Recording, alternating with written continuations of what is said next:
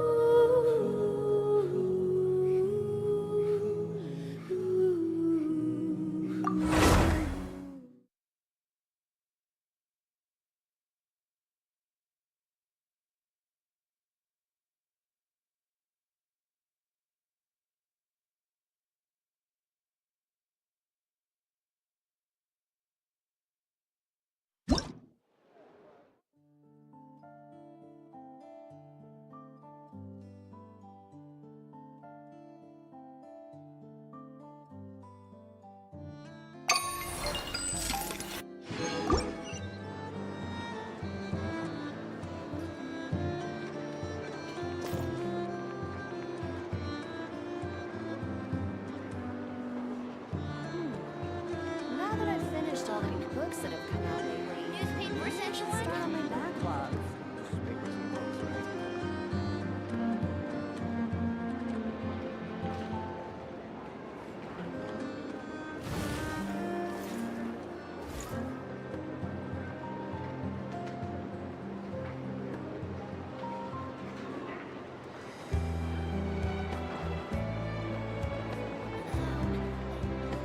Newspapers, anyone?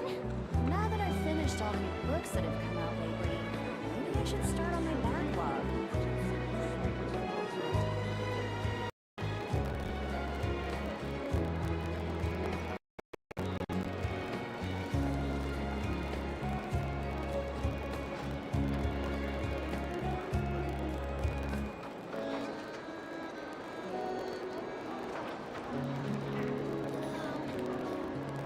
Newspapers, anyone? Now that I've finished all the new books that have come out lately, maybe I should start on my backlog.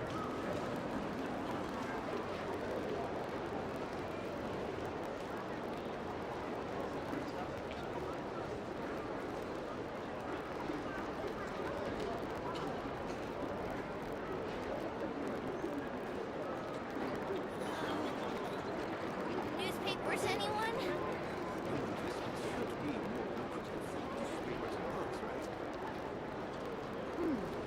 Checking. Oh, there we go. That's a problem. I turned it down instead of up. My bad. That's... Yeah. Yeah, then... Yeah. Yep. This'll do. Newspapers, anyone? Okay. So apparently it wants me to go back in...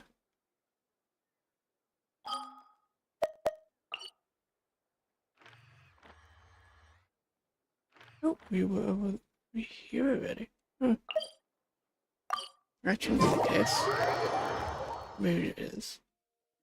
Many insects have a compulsion to follow the light, Really? and humans are the same, Don't say. except we can't.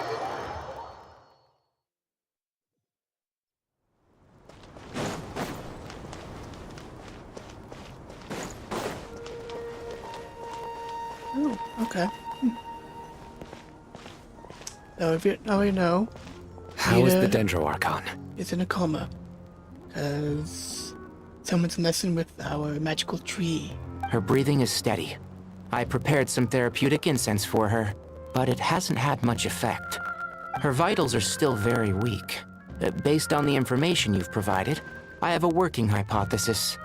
Her condition is partly due to Irminsul's influence, and partly due to a physiological imbalance caused by the rapid depletion of her power.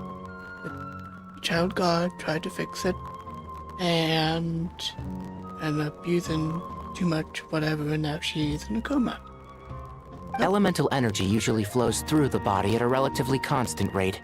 The body grows accustomed to this rhythm, so when it's thrown out of balance, physical symptoms will appear. You don't say. Is this similar to the ley lines?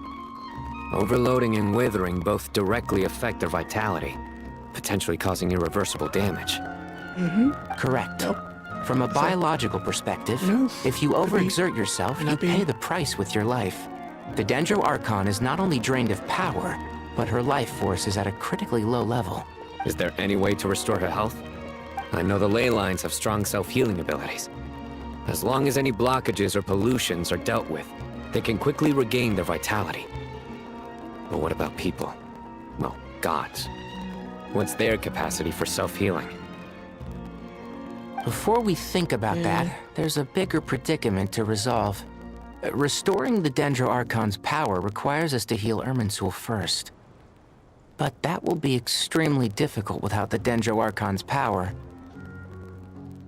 Yeah, maybe. That guy might be able to do something. Paimon's already getting lost here. I'm you're always lost. Yes. Master Tainari and Sino look so serious. I've not heard Master speak in this tone for a long time. Tainari. Master Nephis? Sages? It looks like the Power Rangers. That's just me. Tainari, haven't seen you in ages. Have you gotten taller? Or did your ears get longer? Hopefully the former, Uncle Baladori. Sino, where's Professor Cyrus? I thought he'd be with you. He went out into the wild to investigate the situation. He said that the Irminsul anomaly will likely start to affect the real world soon. Oh no. He shouldn't be trotting around alone at his age. Which way did he go? I'll look for him later. Oh, and Holly had a nightmare in which everyone switched places. So like, Layla was the architect. Tanari was Pop. Tana was, basically what Sethos was. Sethos was Collie's master. Really weird. Would someone mind introducing us? Checking. Sorry. Dealing with the thing again. The volume. Ah, yes, of course. Allow me to do the honors. I'm sure we're all familiar with the Traveler and Paimon. They're the heroes who helped foil Azar's conspiracy and save Sumeru. Oh, you don't say. These gentlemen and I are the 6 current sages of the Academia. Balduri and I are part of the Old Guard, while the other 4 took office after Azar and his clique fell from power.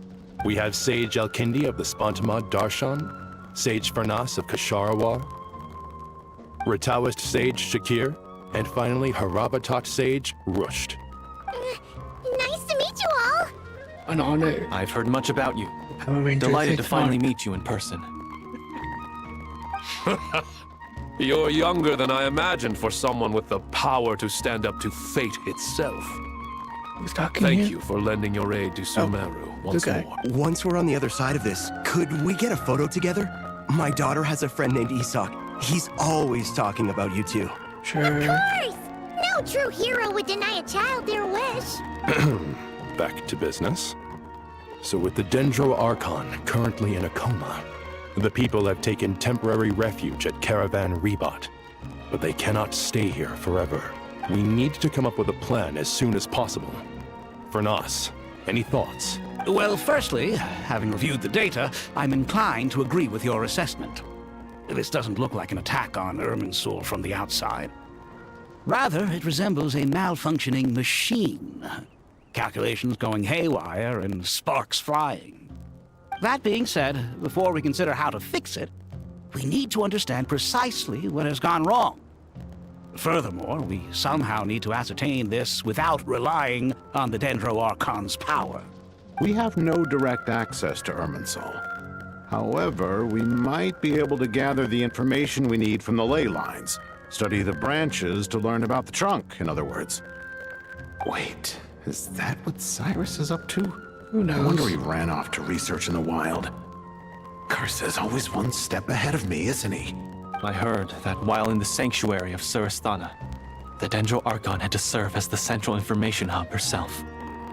This is a clear sign the situation within Irminsul might be far worse than we can imagine. Irminsul is vital, not just to the safety of Sumeru, but to all of Teyvat. We must be the ones to bear responsibility for this world. To be on the safe side, I think we need to consider some backup plans. Are you saying we should consider a scenario in which Irminsul is completely destroyed? I'm merely pointing out that the possibility exists. You have a valid point. But until worst comes to worst, I believe we should focus our efforts on resolving the Irminsul anomaly and helping it recover. Kale, I understand that you were the first to foresee this crisis. If it's all right, I'd like to talk with you about it in more detail. Of course! But even I don't know how I came to have that dream. If there are no signs of external damage, could it be a stress fracture? Metals tend to suffer from this issue with long-term use. And Irminsul has existed for centuries, after all. It's possible, but surely a stress fracture would be more likely to cause a complete shutdown rather than chaos. Sages. General Mahamatra. Sorry to interrupt.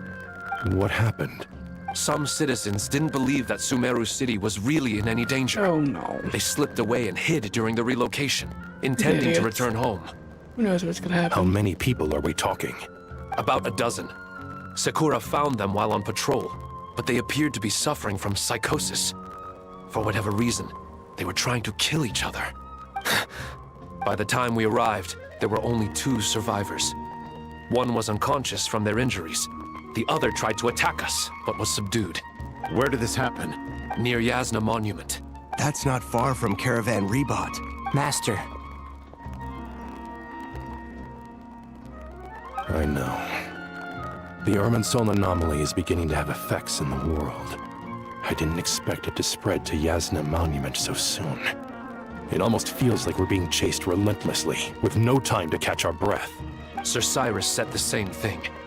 He sent me back to report in, while he continues investigating. I'll go join him. That's dangerous. Well, no, not sound joining them, but Professor Cyrus investigating. He should not be out there. Count me in too. Don't let my age fool you. I can still fend for myself. Very well. Meanwhile, the rest of us will continue discussing our next steps. Get back soon. Take care of yourselves.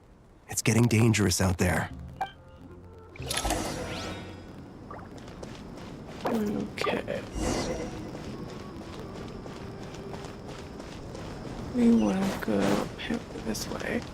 Burn it down! Let's go. Oops.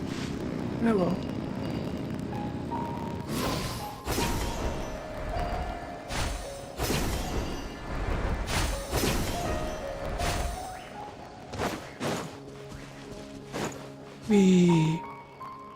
Uh-oh, he's losing it.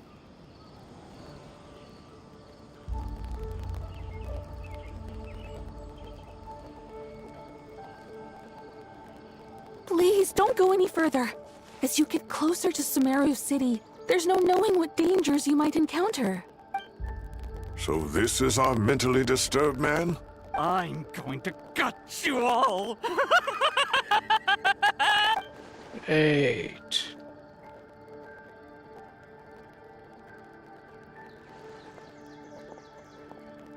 Cyrus, you didn't even bring a single guard? Do you think you're some sort of warrior? It's fine. Come here and look at this. Oh! It's... Leyline Blossom? That's right. Flowers that bloom from openings in the ley lines, indicating some sort of anomaly. I don't believe I've ever seen a color like this before. Blue? Did you discover it nearby? I've seen it all the time. Not just here. Way over there, too. They're everywhere. Ooh, that's not There's good. even more in that direction. How did you ascertain the situation further ahead? Didn't you just say that we can't go beyond this point? Yes. This area is relatively safe so far. But if you continue forward, delusions will start afflicting your mind. However, some vision-bearing mercenaries were able to maintain their sanity a little better. They're the ones who brought back news from further afield. Sino, do you remember the class I taught on dissecting ley line blossoms? You can do that? I do, Professor. I received full marks in that course. Good. After all these years, it's time to put that knowledge into practice. There must be anomalous information hidden within these blossoms. Alkindi, I'll need your help as well. Neither of you have visions. Been a while since we worked on a project together, hasn't it? Sure has. Well, what are we waiting for? Let's get to work. Anything we can do to help? Honey, given that this traveler is not recorded in Irminsul, so he will not be affected by anything. Oh, that's stupid. Why is he not talking? Well, you need my help? Nope. All right, well, don't go too far. There's too many unknowns at this stage. Will do. Let's regroup at Caravan Rebot later. Don't worry if you don't show up. I'll come and find you. Yep. Okay, let's go walking.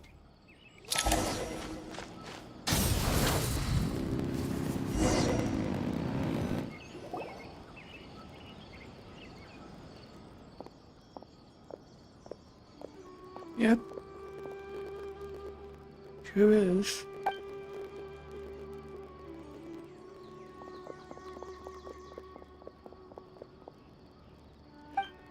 Wait, flee? Are they going in the wrong direction?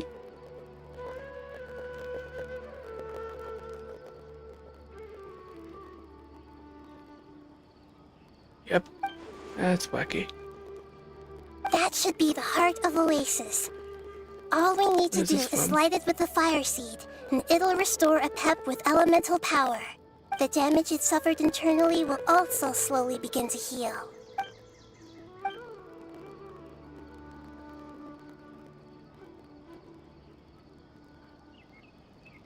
How are we gonna find this heart of Oasis? What is it? You thought of something? Wait to see if we can heat it, maybe? Let's get back and tell the others! That's kind of a waste of time. Walk a little and suddenly we know what we're doing. Phew. Glad to see you've returned safe and sound. We didn't even go in this mist. Any longer and we would have gone out looking for you.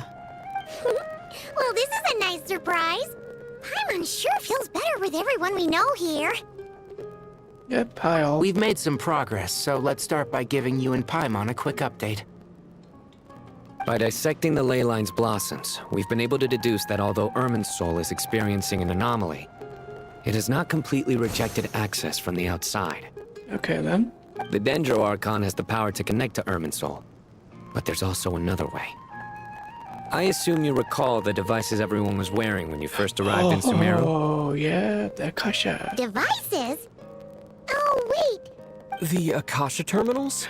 Wait, he's talking, but his mouth did not move. That's right. Of course. It's been so long, Paimon almost forgot all about the Akasha. Right? Wasn't it shut down, though? I'm surprised I just remembered the name. I knew exactly what they were talking about. Yes, but although the system isn't currently operational, the technological infrastructure is all still there. And it turns out that a certain someone gets so bored at work that he's actually read through every single one of the instruction manuals. No prizes for guessing who that was. If praising others is that embarrassing for you, you can simply spare yourself the ordeal. As much as it pains me to say anything nice about him, there's no denying his intelligence. He rarely forgets anything he's read. The Akasha is exactly what Sumeru needs at this moment. Between us, we should have all the knowledge and expertise we need to get it up and running again. But if I recall correctly, doesn't the Akasha need a Gnosis to function? That's exactly right. The Akasha relies on the Gnosis as a power source, and in its absence, we'll need to find an alternative. To tackle this problem, it looks like we'll be relocating once again. Mainly to the Temple of Silence. Ring any bells? Yep. It's the only major institution in Sumeru dedicated to preserving the knowledge of King Deshret's civilization. You might find the answers you're looking for hiding there. I agree. There's a good chance. Master Nephis and the other sages have discussed it. As the chaos from Irminsul continues to spread, Caravan Rebot won't be a safe haven for much longer. We have to move into the desert next. The scholars and sages will head to the Temple of Silence, while the civilian population seeks refuge in Aru village. The Eremites will keep everyone safe during the journey, and Candace will be there to receive us at the village. This leaves us just one thing to worry about. That is... The Dendro Archon. She's very weak. We can't afford to wait until Irminsul is fixed. There has to be another way to help her. We know the way. Wow, luckily, the Traveler had a eureka moment while we were out investigating. Seriously, why say a eureka moment? I mean, that's strictly an Earth thing. Really? Wow, nice one, Traveler. Let's hear it. What say our Amorta experts? Theoretically, it's feasible. From what you're saying, although elemental life and elemental energy have their differences, the Dendro Archon has explicitly stated that she can imitate the power of the former. Which means what exactly? In which case, as long as a Pep is willing, she should be able to convert her own power into a form that the Archon can use. I thought we had something on hand that we could use. It wouldn't be difficult for her at all. The only problem is convincing her to help. Yep. Let's go find a way to Even though get she her wasn't to do so. exactly friendly the last time we met, she didn't refuse to talk with us. When she realizes the danger that Nihida is in, surely she won't turn a blind eye to it. Well, hopefully not. Don't jinx it, Paimon. Either way, we're not exactly spoiled for choice here. Very true. Hey, it's better than having no options at all. I agree. Without Irminsul's aid, the legendary Dendro Dragon Apep may well be the only living thing in Sumeru who can help our Archon recover her power. There's no time to lose. I'll bring this proposal to Master right away. If he and the other sages agree, we'll split into 3 teams. The academics will go to the Temple of Silence to look for a solution to the Akasha problem. The Eremites will escort the civilians safely to Aru village, and the Traveler and Paimon will take the Dendro Archon to see Apep. Yep. There's still a long road ahead, and no knowing if we'll make it. But at least we have a direction now. I'll take it over floundering around in confusion. If there are no objections, then let's proceed. But before we adjourn, I would like to leave you all with some parting words. No Sure, matter the Zeno. distance between us, there will always be an invisible force tying us together. May the bonds forged in the past shine bright like stars and open a new path before our feet. Huh. Is that from King of Invocations? Yep. No. This one's from King of Invocations, the sequel. Who named something the sequel? What's the difference? The sequel's much cooler. Couldn't agree more. The sequel, it's ever cooler. Well, it was very apropos. Once this is all over, I'll give everyone a copy of King of Invocations and the sequel to show my gratitude. Come on, let's get moving. So, the Yu-Gi-Oh game. One I've given up on. Oh, wait. I need to get... Wait. Ooh. Okay. Oh, this guy.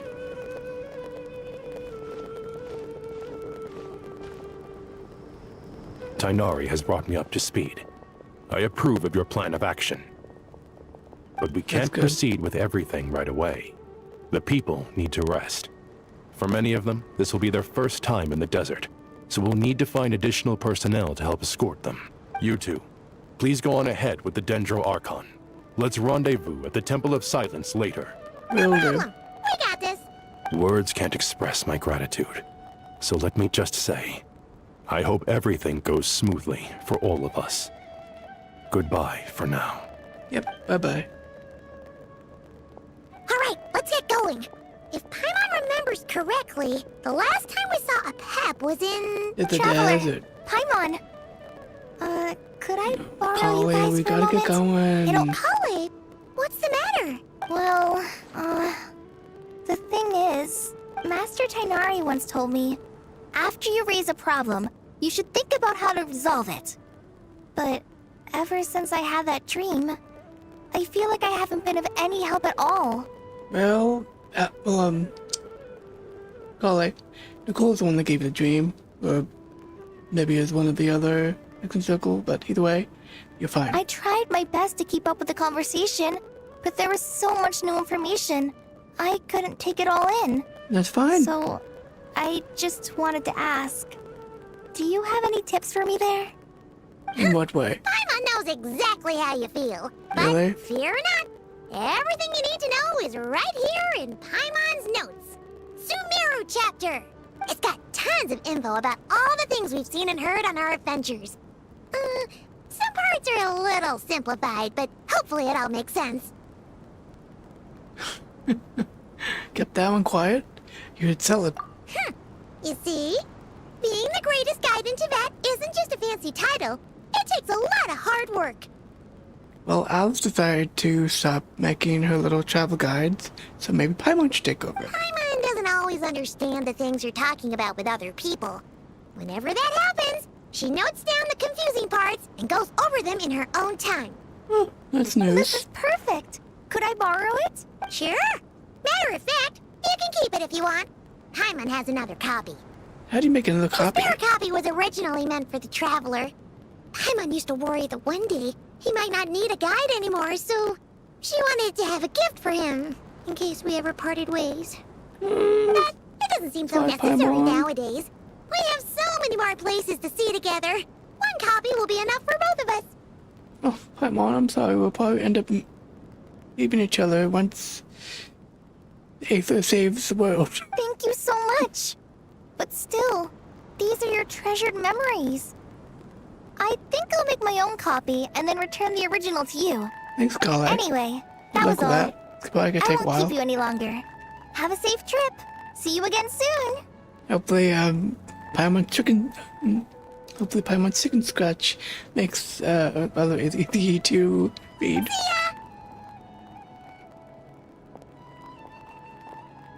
Alright, time to bring Nihida to see a Pep. Let's hope that old grouch is in a negotiating mood. Doubt it. Oh, that's okay. Ooh, very nice. Cool. Hey, here's a thought.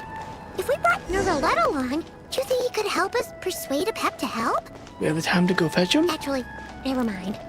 In a Pep size, Nervalette's probably one of those dragons who's grown too close to humankind. Oh, good He might end up point. fighting for all we know.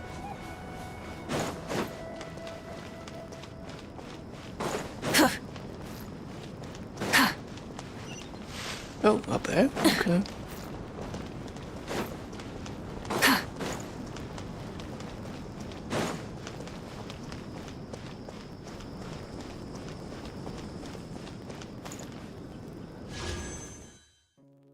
Nope, okay.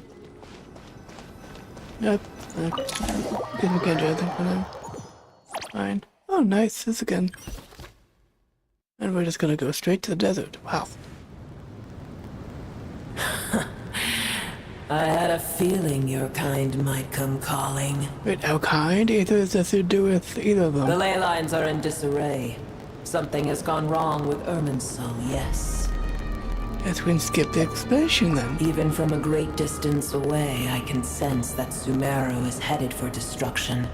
You who took our home from us, prepare to watch as your own world is plunged into oblivion.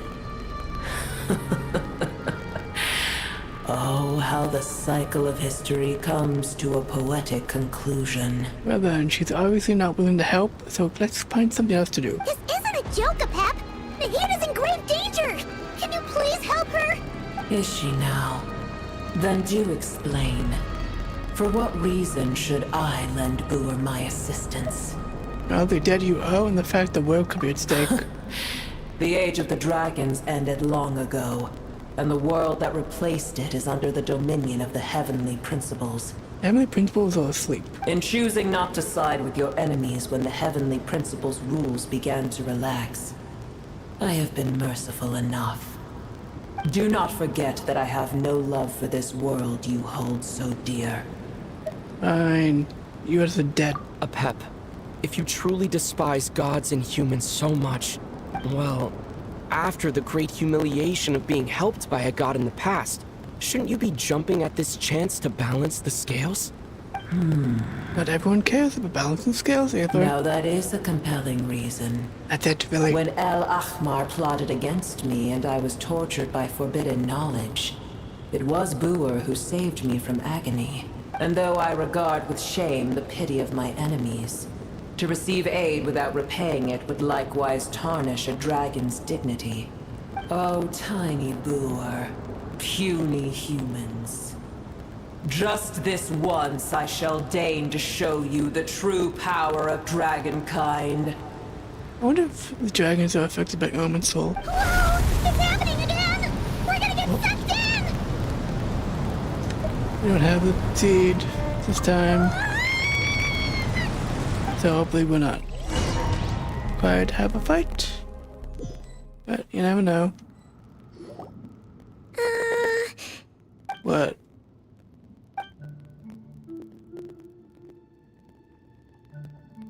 Who knows? It is done. The heart of Oasis is supplying her with life force as we speak. It shall not be long before she recovers. Oh, that's good. But I should warn you. Booer's existence is closely intertwined with Irminsul. Oh yeah, she's a branch. Unless the issues plaguing it are resolved, she will never completely recover her former strength. We just need your conscience enough to give us some help. Thank you. Spare me your words of gratitude. Will giving your power to Nihida affect you in any way? You may also spare me your feigned concern. So no? The dragon's sovereign's power is far greater than you can imagine. While I was indeed weakened when the heart of Oasis ran dry, providing Tiny Booer with a morsel of my life force shall have little consequence for me. That's good. Oh, good to hear.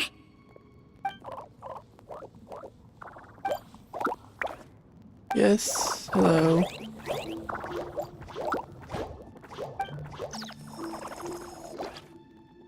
Oh. Ever held in high favor, I see. Well, you know. The compliment was sincere.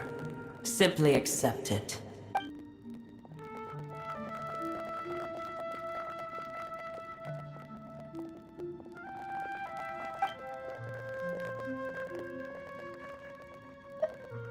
Yeah, how much do you know about the tree? I did once. That tree was not planted by the heavenly principles. Irminsul existed before they ever arrived in Teyvat. Oh, I was under the impression that, it was, made or planted after the dragons. What? There was a time when it belonged to Teyvat, to dragonkind. Oh, who made its it? appearance and function then differed greatly from today. The ley lines flowed with an abundance of a familiar, primitive form of elemental energy. You may know it as the power of the Light Realm. The heavenly principles usurped and refashioned Irminsul, made it serve humanity, and used it to anchor the fate of the world. Yet in the end, humanity has failed to protect it. Yeah, not everyone really knows how to interact with it or even how to protect it, which is a massive problem given leaving it up to a single nation. And not even all the people in the nation, just like a very select few. Heavenly principles, God of gods. It makes me sick. The enmity between your kind and mine can never be bridged. Yet you still agreed to help us. Also, Aether's not a human. As things stand today, holding a grudge against you would serve no purpose. But there will come a day when we reclaim this world for ourselves. The opportunity will arise no matter how long we must wait. I can already sense that far away from here, the Hydro Dragon has wrested his authority from the hands of the usurpers. Yep. But what happened to the Noxus he had? I completely forget. I think he gave it away. And did he even bother taking the power from it? We have yet to meet. I know that we are both preparing for our revenge day and night. He is not. No, but let's go chill. Uh-huh.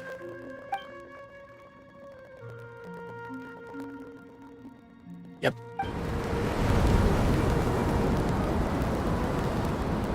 I hear a great disturbance out there. What? What is it? Sandstorms come. The Jinn. I see. Wait, what happened? Another calamity approaches. You both seem restless. Let us part ways here. Really? Lure is safe with me. Once she has recovered, I shall return her to your side. Sure, but you're gonna kick us out in the middle of space at the sandstorm. Take care, alright?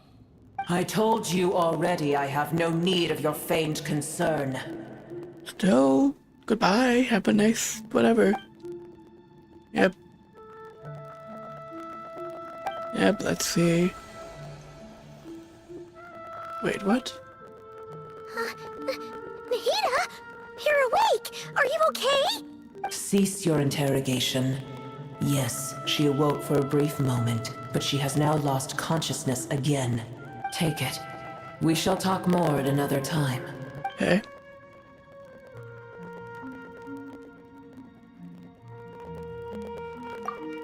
Huh? Wait, what?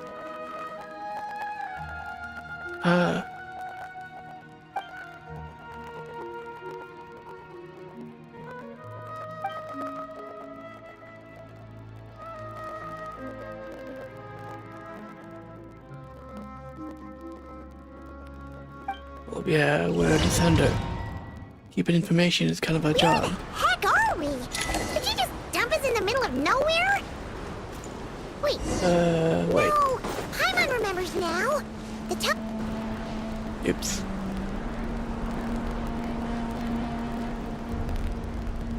Oh, hey all.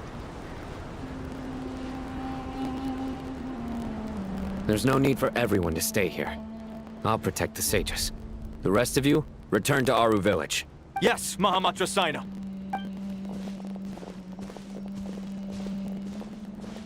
Looks awesome in this outfit. Sino! What's going on? You're back. How is the Dendro Archon? Still with the pep. What a relief. It's the Jinn. Countless Jinn have stirred up violent sandstorms across the desert, blocking our path to the Temple of Silence. Wait, how are they even alive? I thought, we only ever killed one Jinn. Tainari and Kale have returned to Aru village to help. The Jinn are being highly aggressive, so both the village and the merchant caravans require protection. It's just one thing after another. Where did all of them come from anyway? In all my trips to the desert, I've never seen anything like this before. As I see it, the only possible candidate is Gurabad. Gurabad? Baladuri could explain in more detail if he were here. All I know is a rumor I've heard about from previous trips to the desert.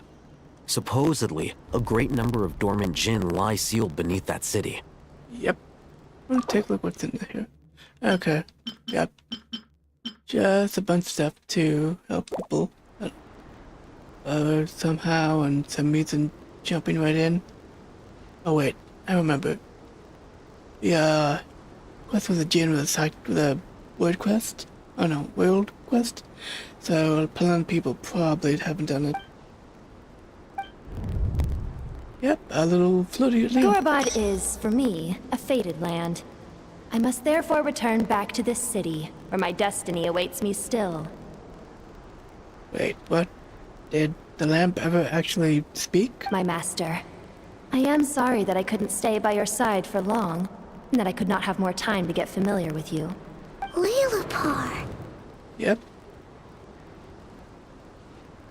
I could have sworn the lamp never had a voice actor, but whatever. Yeah. We once said goodbye to a friend there. Well, maybe not a friend exactly, but someone we met on the road anyway.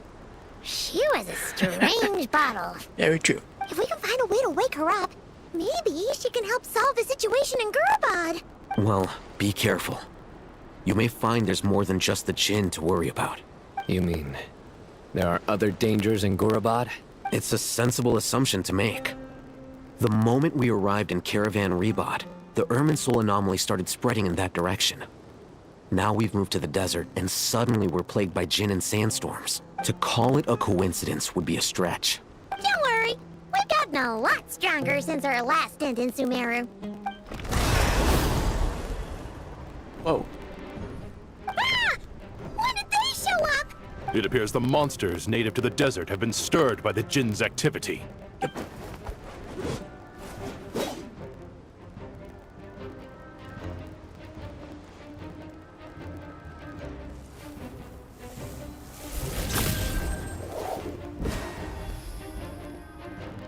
You should get going. We'll take care of things here. Oh, thank you. You too. Don't do anything too risky. You got it? Yeah, we'll be fine.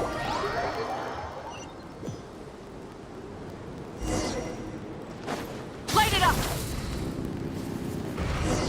The Jet are swarming out of Gulabad! Looks like Alhazen was right! Let's get inside! See what's going on! The lightning echo in song! Hear the echoes of the Pyroclastic surge! I don't know sure how much damage that did. They just keep coming! How many of these things are there? Doesn't matter, let's skip it. Target spotted! All units at the ready. What? Oh no. The Patchouli! They must be using this place as a stronghold! Could they be the ones behind all this? Yeah, who knows?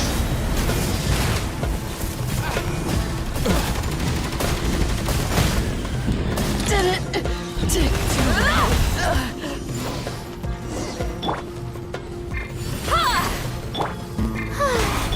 Get to work! Not you two!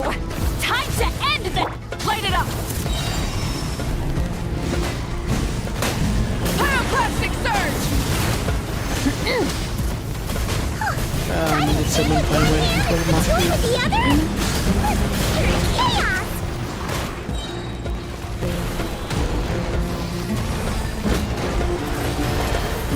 Rise with the sun! Light up the blazing sun!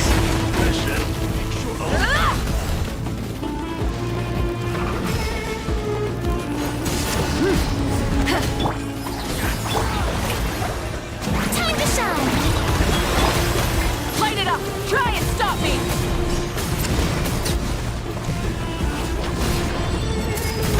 Wrath from the sky! Keep lolling! Eat Papa! Mission over.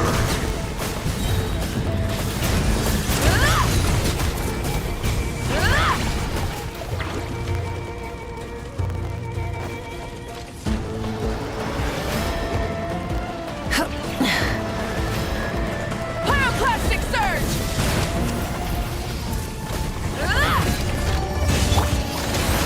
You two! Time to let the mountain's veins boil! Let the world come alive!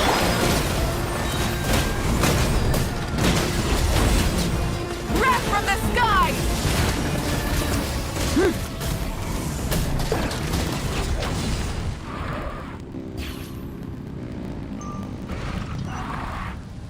That direction. Okay.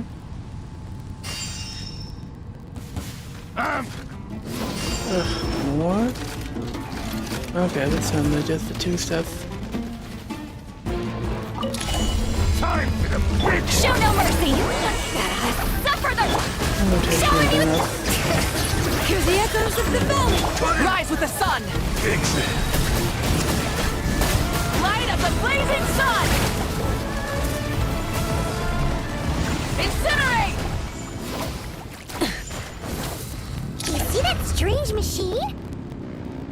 Paimon has a sneaking suspicion that that's the thing wrecking Gurabad and setting all those dangerous Jinn free! The target has reached the core zone. Requesting backup. Repeat, requesting backup. Target? Backup en route! Stop him at all costs! I think I know what. Target. Let me praise names echo! Light it up! Full throttle! Wrath from the sky! Incinerate! I lost control.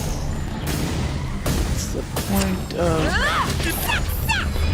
doing anything to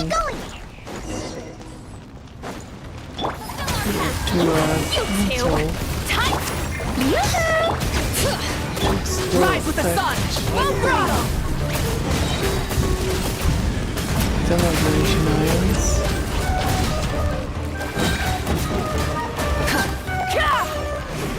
Pyroclastic surge! Here comes another one. Try and stop! Show no mercy! Suffer the... Let my name echo in song!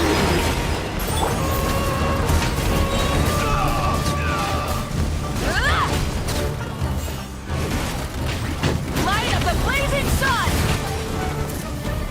Incinerate!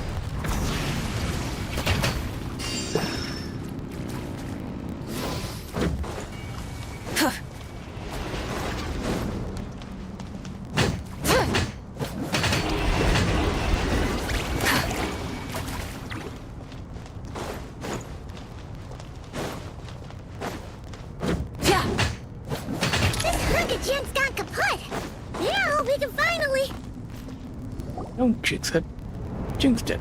It seems my Come on. subordinates failed to stop you in your what? tracks. Apologies, sir. There is no need to apologize. You did well to hold your ground against such a powerful adversary for as long as you did. I must commend your courage and perseverance. Were you? So, you're in charge here, huh? First the problems with Irminsul, now this mess in Gurabad? Are you the ones responsible for all this? I'm afraid I cannot answer that. Why not? I assume you aren't naive enough to expect answers from an enemy. That's about it. You can tell us why. Ugh, this guy is so snooty! However you want to spin it, you're clearly involved in this somehow. So you can either start talking, or we'll have to make you talk. Let's get him! Traveler? What's wrong?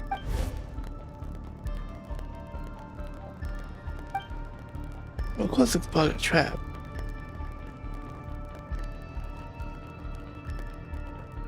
You're remarkably calm.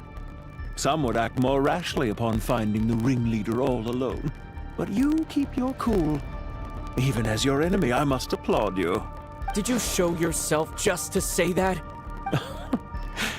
Is this you trying to take back control of the conversation? Unfortunately, I really don't have anything to say to you. I am here merely to indulge my own curiosity. Your names are well known among the Fatui. Naturally, I wanted to observe you up close while I had the chance. Thank you, person. Hey! Don't treat us like we're some kind of exotic animals in a zoo! Oh, I wouldn't dream of it. You seem rather predisposed to misunderstand me. How about you explain so we don't? I'm quite aware that you are both heroes of great renown. You have resolved crises in many nations and won countless allies along the way. I've been following your adventures with great admiration. My only regret is that the trajectory of your journey conflicts with our goals. What the heck does the Fatui want? Why do they want to mess with the tree? What do you mean, admiration? Sorry, but that sounds pretty weird coming from you. I don't see why. We may happen to occupy opposing sides, but there is no cause for deep-seated enmity between us. To respect one's enemy is to respect oneself. Well, now that you're observing us up close, what do you see? I've observed as keenly as I can. Yet, while I endeavor to understand, your true strength remains a mystery to me. Violence is not my area of expertise either, so, you see, I would much rather converse with you like this than determine a victor with the edge of a blade. Besides, I've heard that even 3 moons in the sky fail to eclipse your brilliance. I know better than to bite off more than I can chew. 3 moons? So you have a connection with the Harbinger, the Doctor. Well deduced. Our commander, Dottore, died in Nodcry, but there are things that do not end with his departure. We must... Look at me. I almost divulged more than I should have. Just divulge everything. You're not gonna lose the advantage. What are you after? Revenge for Dottore? Or are you plotting something else? I've said quite enough, I believe. There's no point in continuing this conversation, except to say, I've noticed that you seem to know your way around here quite well.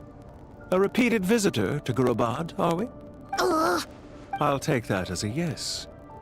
Then I'm sure you'll have heard the story of this place. The mother of the Jinn, Lilupar.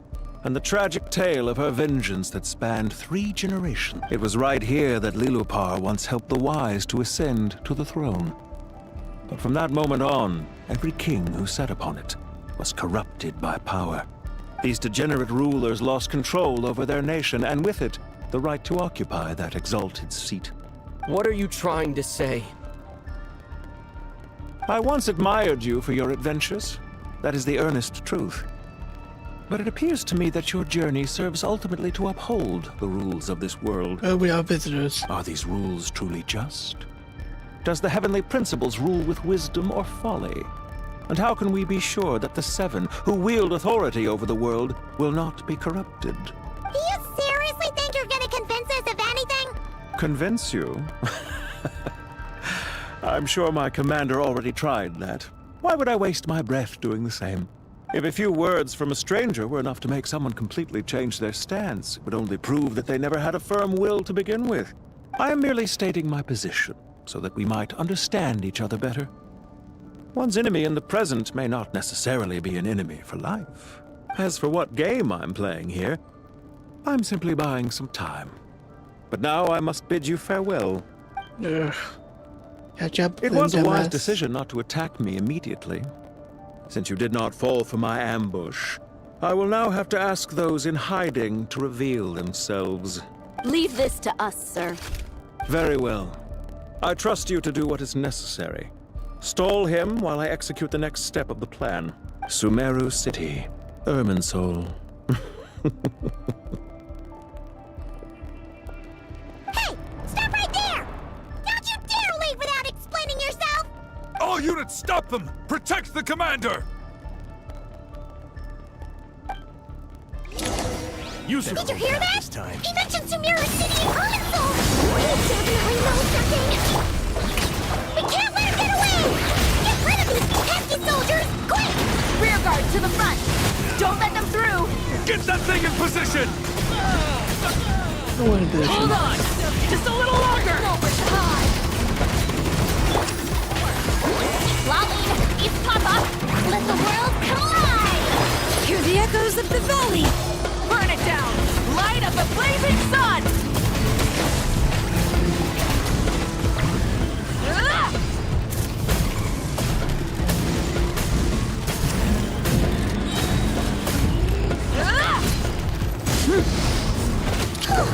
We finally beat them! That mysterious guy can't have gotten far! Let's catch up with him!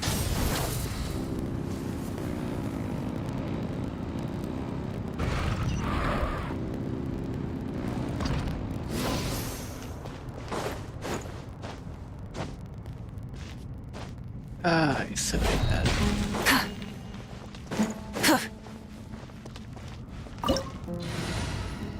Well, okay. That's what that does. Found him! Over here! You're very persistent. Hey, Is that someone else? Stop running and explain yourself! What are you trying to... Come on, get back here. Dang it. What's this? A barrier. Relax. A small trap like this won't be enough to hold you. The sandstorms from Gurabad will die down soon enough, but this small window of time was all we needed to launch the next phase of our plan. What do you get out of messing with them and soul? Don't be discouraged. I knew that someone would come here eventually, so I planned ahead. Where to chat with you, which door to exit from, even which mechanism to wait by for you. I thought through every detail. Good for you. You, meanwhile, know nothing of who I am. So far, you've only heard my voice, and for all you know, it may not even be real. But not to worry. This is only our first meeting. It shan't be our last. Just answer me one last question. Why do you continue to follow Dottore? He has conducted countless cruel experiments, even on his subordinates. Follow isn't quite the right word. Let's just say even those you see as villains have their friends, even if they aren't the most sincere of friendships. When any set of rules is established, there will be those who benefit and those who lose out. People will do anything to justify what they have gained, or escape from the hardship imposed upon them. Neither he nor I are tolerated by the rules of this world. We were both searching for a new order. Our ideas of the final form that should take may have differed, but our journeys took a shared path. Goodbye, Traveler and Paimon. I wish you a timely escape, albeit not too soon. I will need a little more time to prepare, after all. Hey! Come back! Wait, this dark wall. We've seen these on our adventures before. It swallows people up! I'm sorry. She shouldn't have jumped the gun! Yeah, oh well. Okay. He may have fooled us this time, but we'll get it back! Yeah, I guess. Really? Stuck in here for good? Oh dear. Sino and his team are guarding the north. We'll take this side. Why not? There's so many Jin. We can't let them get into Aru village. Don't fret. I am well prepared for this situation. Huh. Sure, Dory. So you have a solution? Perhaps you're unaware that I have a trusty genie partner of my own, Plumpy. If I send her to negotiate with the others, this whole thing will be resolved before you can say Mora. Off you go, Plumpy. What happened to your Jin? Oh, Come there he on, is. what's the holdup? 5,000 Mora. 20,000 Mora. 100,000 Mora. Final offer. Ah, so she's a hired partner.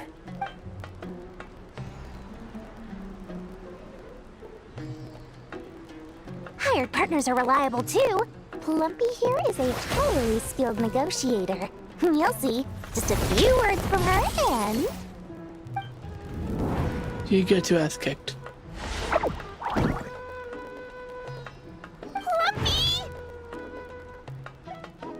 Don't you Jin have any respect for the rules? This was supposed to be a negotiation! How dare you treat my messenger like this? You wanna play rough? Two can play at that game!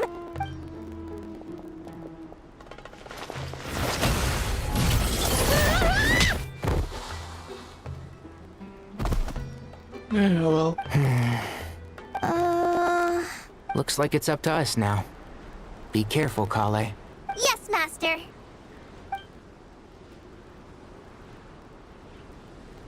What happened? How did I pass out?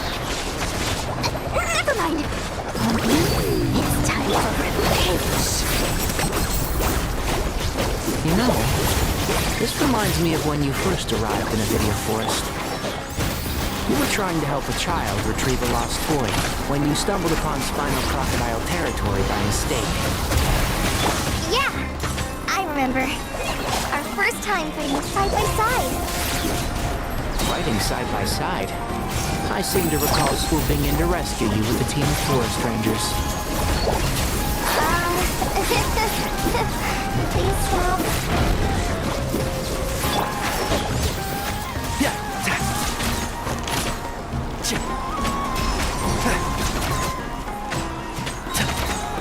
I hear everything! There's too many of them! I can't believe I used 12 rare items in one battle! Ugh. I shudder to think how this is going to affect this month's accounts. The sight of that glaring deficit might be more than my poor heart can take. Tainari, how's the situation on your end? We held the line, though it was a close call. But it looks like they're preparing for another attack. Has something happened? They've breached our defenses in the south. The Jin are pouring in. We're moving the villages to the north as we speak. We're hemmed in. This is getting precarious. Our margin for error just got a lot smaller. That's why we wanted to confirm your status. We need to consider our next move carefully. Bad news! Another line of defense has been breached. Kale, go with them and assess the situation. Dory and I will hold the line here. But Master! Even with 3 of us, we barely managed to! This is not a discussion, Kale. Don't worry about us. She clearly still has plenty of tricks left up her sleeve. Wait! You can't pin all your Me? Oh, great. I've almost run out of the things I brought with me, and the rest is back at the caravan. I should be able to hold out for a little longer, but still... Master! Need any help? Yes, Nicole. What is it, Kale? If things continue like this, it won't be long before Aru village is overrun by Jinn, and the sandstorms are sure to follow in their wake. I do have a plan, but I can't guarantee it will work. I don't care. Whoever you are, please just help us. The only one who can help is you. I am merely here to guide you along the correct path. Sincerely. I am a spirit created at the beginning. I am a flickering illusion. I am the shimmering light that flows from the eyes of the Creator. So you're saying you're useless, Nicole? What do you mean? Really? It doesn't matter. You don't need to understand it. Just repeat after me, one line at a time. Watch out! Jin incoming! I am a spirit created at the beginning. Here goes nothing. I am a spirit created at the beginning. I am a flickering illusion. I am a flickering illusion. What's wrong, Plumpy? I've never seen you so agitated before. He's happy. She's happy about something. But how do you? Do you know what Kale is reciting? I am the shimmering light that flows from the eyes of the Creator.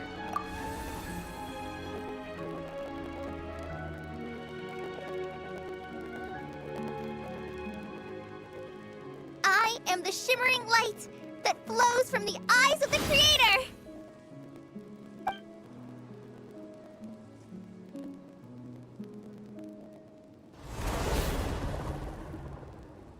It's a song composed by the goddess of flowers, but very few records of it remain, even in historical texts. All we have is a few fragments. Is Kale an avid historian? Not to my knowledge. The Jinn have actually quieted down. Although... no, it's more than that. It looks like they're showing... submission. Clearly the songs left by the goddess of flowers have a soothing effect on them. At the very least, they're much calmer now. Really? Let me try. I am a spirit created at the beginning. Pissed. Stay away! I'll stop! I'll stop! It seems like the song only works when Kale recites it. But why? Because she has an angel friend? Kale.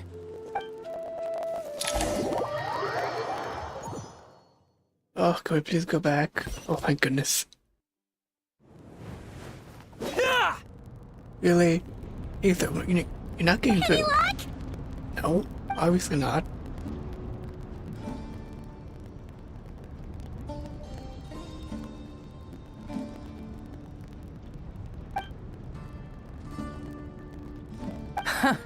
When I heard that loud rumbling in the distance, I thought the shifting sands had bust open the gates to some ancient treasure vault. Turns out it was just you guys. Huh? Wait! That sounds like... It's been a Oh, long that's what she sounds while. like. Dad. Did you miss me? Yes, we did. Also, we are happy you finally have a voice actress.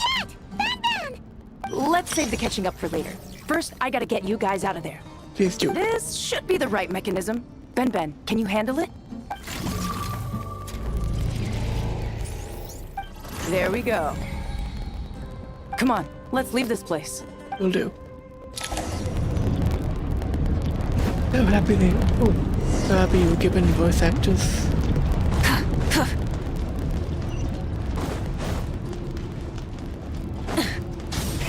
Rev the engines!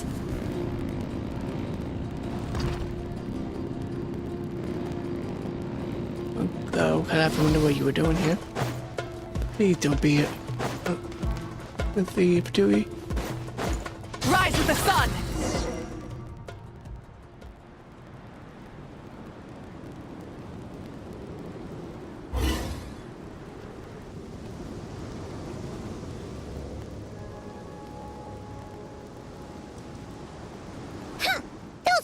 Fatui sure made themselves scarce. It's like they were never here. The Fatui? They came to the desert again? Yep. No idea what they're planning this time. They were being very coy about it. How have you been, Jet? Well, since we last met, I've started my own band of mercs. We've actually made quite a name for ourselves. Oh, yeah. On a slightly different note, I have some good news. I finally took care of Masaira. Not much to write home about. It was just another day. Found his hideout. Dragged him out of his cozy little bed. He tried to talk me into seeing his point of view, as usual. But I'm way past that by now. There was nothing he could say to save his life. No, why not? What about you guys? Bet you've forgotten all about me and Ben, huh? No. We're just happy we finally have a voice. Of course not! We're super duper best friends! Wow. Sounds like I should make time to visit some other nations too. Yes. Anyway, what brings you to Gurabad? The Fatui is messing with the tree. Oh, right. Paimon almost forgot. We're here to look for Lilupar. Wait, look. I thought we still had the bottle. Oh, that bottle? Yep. Yeah! We need her power to calm the Jinn and stop the sandstorms. Here's hoping we actually managed to find her, after all the trouble we've been through. Surely, with everything's been going on in Gurabad, she must have woken up, right? Only one way to find out.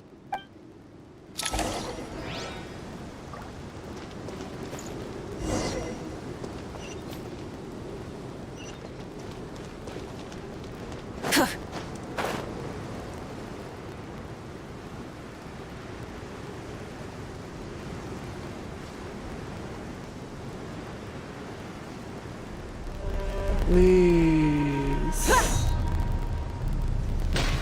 Oh, thank goodness, I was gonna say.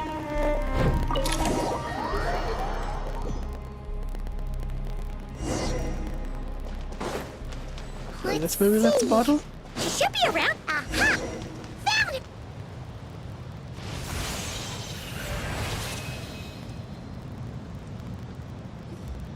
Lilupar!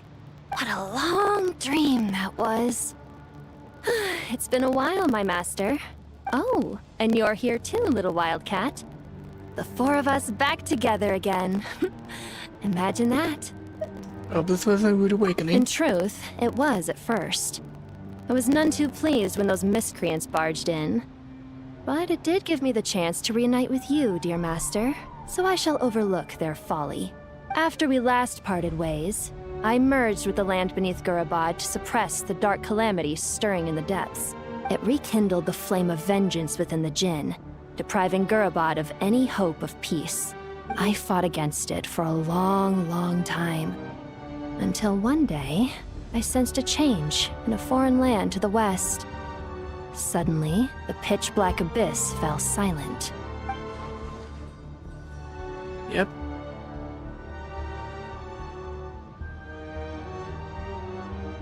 Once satisfied that that dark power could no longer bewitch the Jinn, I too fell into a deep slumber, from which I have only now awoken. Why have you returned to Gurabad, my master? And why is my sand-swept homeland in disarray once more? Well, basically, Sumeru's in danger and a lot of our friends are affected. Some bad guys messed around with Irminsul and now they've released the Jinn in here. We managed to chase off the culprits, but we have no idea how to seal this place back up and stop the sandstorms. Child's play. I shall quell the Jinn and scatter the storms. Thank you, Lilupar. No need to thank me, my master. I have granted many wishes in my time, and this was the most trivial of them all. If only I could redo the best line. And we met these two, and it'd be lovely to have to, they have a voice, or other to do it with voice acting. The sandstorm's gone. The sun shines bright again. When I said that we'd meet again under a lovelier sun, this was exactly how I imagined it. Really? Yay! Although, honestly, Paimon would love to hang out with you more, even if the weather sucked. I guess me too. Well, there shouldn't be any more Jinn breaking out, right? Are we okay to head back? Yep. Sounds good. Temple You can of introduce us to your other friends. Another adventure begins. Lovely. The storms have stopped! We should be able to get to the Temple of Silence without any problems now. Time to regroup!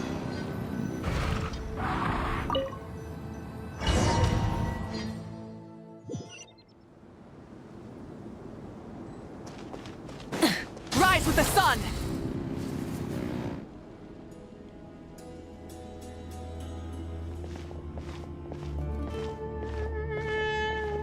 So, this is the Temple of Silence. I've heard the Nagarjanites mention it in passing, but I never imagined it would be this big. It's colossal. I thought the temple moved to the rainforest ages ago. When did they scamper back into the desert? I don't know. This plan sounds a little too risky for my liking. Even in King Deshret's day, this was experimental technology. We have no idea what could happen if we activate it. Well, unless you know of another viable alternative for the Akasha terminal, I'm afraid this is our only option. The plan is sound, and the risks are manageable.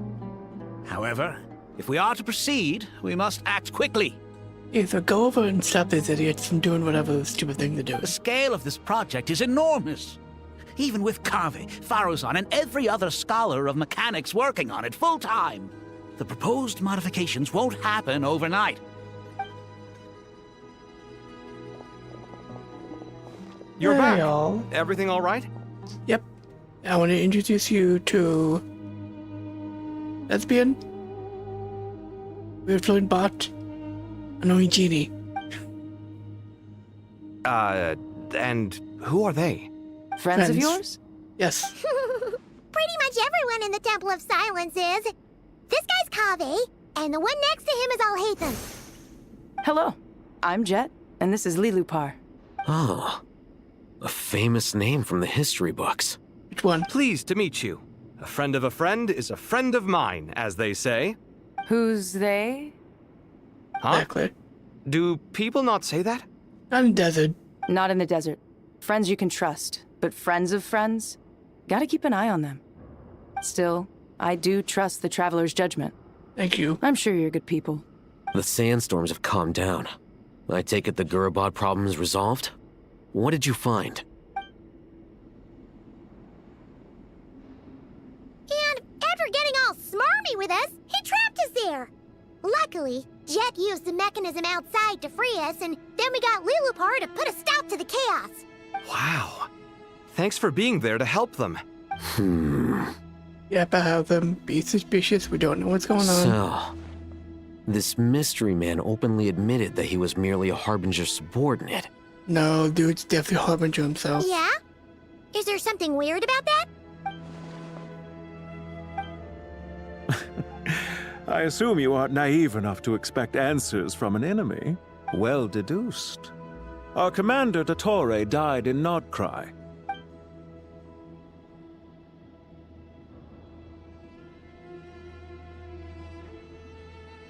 Are you wondering about his true identity? Or do you think there's a big conspiracy behind all this? Both. I wouldn't go as far as to call it a conspiracy. Just the simple fact that having someone to shift the blame on tends to prove useful, should trouble come knocking later. The most important thing for now is to solve the immediate problem. Perhaps that man knew you wouldn't have the resources to investigate his background and so didn't put much effort into disguising himself. This is all getting a little cryptic for me. I'll let you guys talk while I take a walk with Lilupar. Jet? Aren't you with Yeah, the Gazing you know her? Beasts? What a coincidence. Didn't expect to run into you here. We're mercs. You can run into us anywhere. Who's this with you? So, did you find the solution you were looking for in the Temple of Silence? You bet we did. This place is incredible. It has everything. Including dust and sand all over the place. So far, we've discussed a plan and verified its feasibility. Building a new system from scratch is out of the question. So our only option is to modify the Akasha using certain resources we hope to find in the mausoleum of King Deshret. So how are we gonna modify it? According to certain sources in the Temple of Silence, There is a core device in King Deshret's mausoleum known as Aru. Little is known about this device in academic circles, which suggests it was hidden quite effectively. If these sources prove correct, the energy contained within Aru may be sufficient to power our Akasha renovation plan.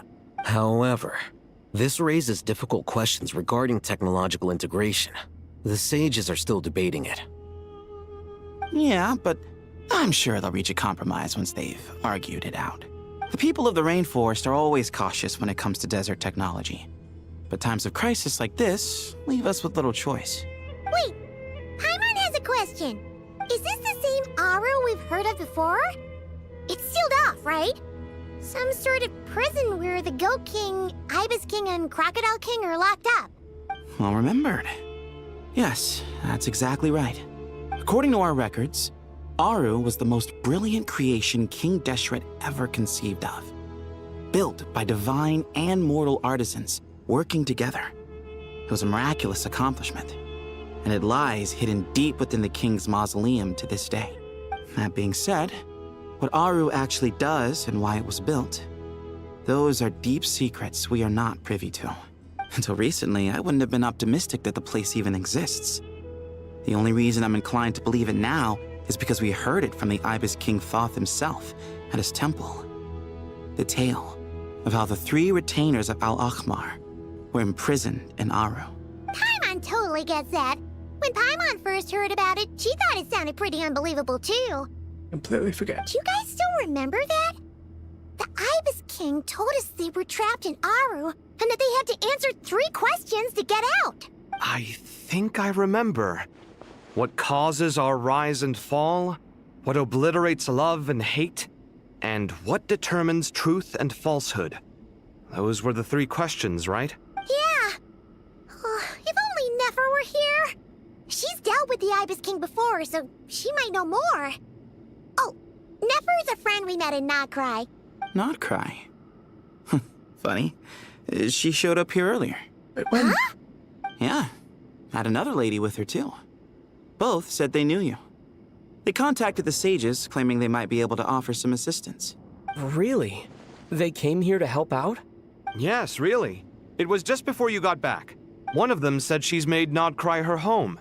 If she's the person you were talking about, then... Looks like betting on Aru was the right choice. See? They're right over there. Oh, it's Nefer Nicole. Nefer! Why, hello! We're here to help. Yep. Thank you. Which one suggested Aru? It's a good thing we left early. We almost got locked out. Locked out? What do you mean? Oh, you haven't heard? An invisible barrier Ooh, has that's not appeared good. around Sumeru's borders, cutting off all travel in and out. No one can leave and no one can enter. Sumeru has become a lonely island. Are the Fatui behind this too? Actually, no. This has nothing to do with them. I suspect it's a defense mechanism within Irminsul itself. Irminsul is the source of Tevat's ley lines, after all, and Sumeru is the nation closest to it. I imagine this function was put in place to seal the entire region off in the event of serious damage, preventing the disaster from spreading to the rest of Tevat. It may have been implemented long ago. But doesn't that mean that the people here won't be able to escape to other nations if the anomaly keeps spreading? Currently, that does appear to be the case, which is precisely why I am here. This is a critical moment for the world, and Sumeru is the eye of the storm. So, you brought Nefer here, why? Paimon's surprised you managed to convince her to come back to Sumeru.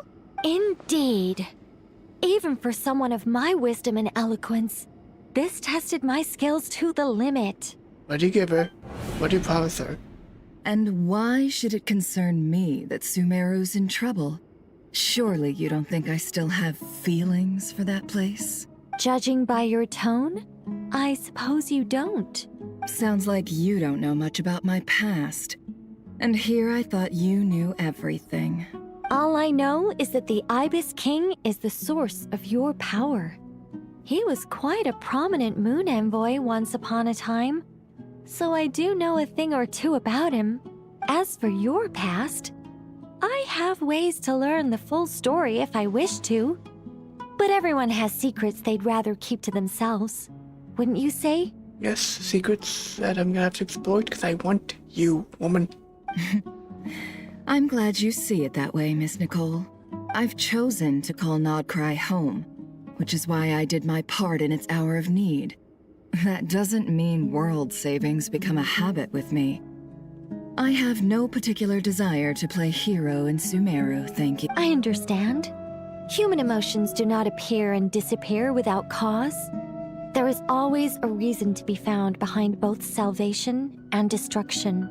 Still, if time has taught me anything, it's that human emotions are often complex and in conflict. That's why people change their minds about things all the time. But that's where we angels come in. Our duty, ultimately, is to guide people towards their deepest, truest desires and help bring them to fruition. So I wish to hear about your past, because I do not believe you are motivated by hatred alone. And if we still arrive at different conclusions in the end, that's okay. I refuse. Wait, what? But I set the atmosphere and everything.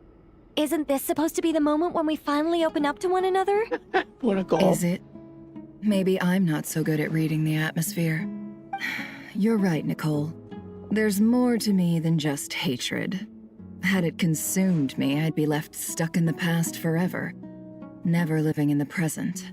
But I don't think that your guidance can change my mind. The all-consuming sands, the bloodshed, both deserved and undeserved. Those old emotions cling to me like a shadow. Do you wish to shake them off? No. I hope to remember them forever. Those emotions and memories shaped me into the person I am today. They'll always be a part of me. In that case, would you like to hear my perspective, at least? Sure. It's not every day you get to hear an angel's opinion. A long, long time ago, when the angels still walked freely upon the earth, I found life tedious. Monotonous work, lukewarm relationships. Things weren't nearly as interesting as they are now. And yet, since the angels' demise, I have found myself missing those days on more than one occasion. Why? Human emotions are often attached to a person, a place, or an object. When those things are gone, the memories quickly fade, and the emotions slip away along with them. True. If Sumeru were destroyed, both rainforest and desert would be no more. With the object of your hatred wiped from existence, it would not take long for the memories buried deep in your heart to slowly fade. Both love and hate are intense emotions, but they are nothing compared to the void left behind when they disappear. Most sophisticated, Miss Nicole. But anyone focused on the future could only ever applaud the destruction of the things they hate. Still, I'm a special case. Someone once told me that human memory is more selective than a Mora-hungry merchant choosing between customers. We all need a reality check once in a while, so we don't forget the truth. As much as I dislike Sumeru, this is no way for it to perish. All right, you win. I'll help you out a little, but I won't work for free. How much will you need? You're not gonna milk this for all it's worth, are you? What do you think? I'll be upfront with you. I don't have much more on me. If that's what you need, I could borrow some from Alice. Or perhaps I could pay in sculptures. The ones I carve are actually worth quite a lot. Just cover my travel expenses. Huh? Is that all? That's all. Given all the people I owe favors to, I can just about justify a trip to Sumeru. Yehoda! Here, boss! What do you need? You're in charge. I'm going back to Sumeru for a while. While I'm away, you'll be in charge of the curatorium. That's for you. Me? Yes. I'm in charge? Whoa. Don't worry, boss. You can count on me. And that was how the ingenious Angel Nicole brought you the perfect person for the job in your hour of need. Hip hip hooray! That was far more detailed than necessary. Not lacking in embellishment either. I never thought I'd return. Especially not the desert. But life doesn't always go as planned, I suppose. Very true. What's Candace up to? I don't think I've seen her yet. She is still taking care of things in Aru Village. Should be joining us before too long.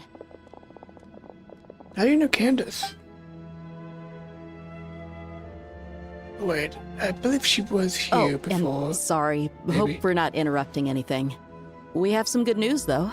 We're planning to go to the mausoleum of King Deshret to look for the legendary Aru, then use it to try and restore the Akasha system.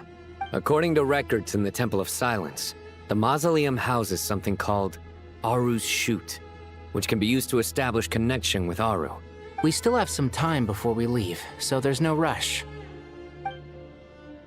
By the way, who are these two new faces? Just call me Nefer. I'm based in Nodcry. Did I hear you mention Aru? Correct.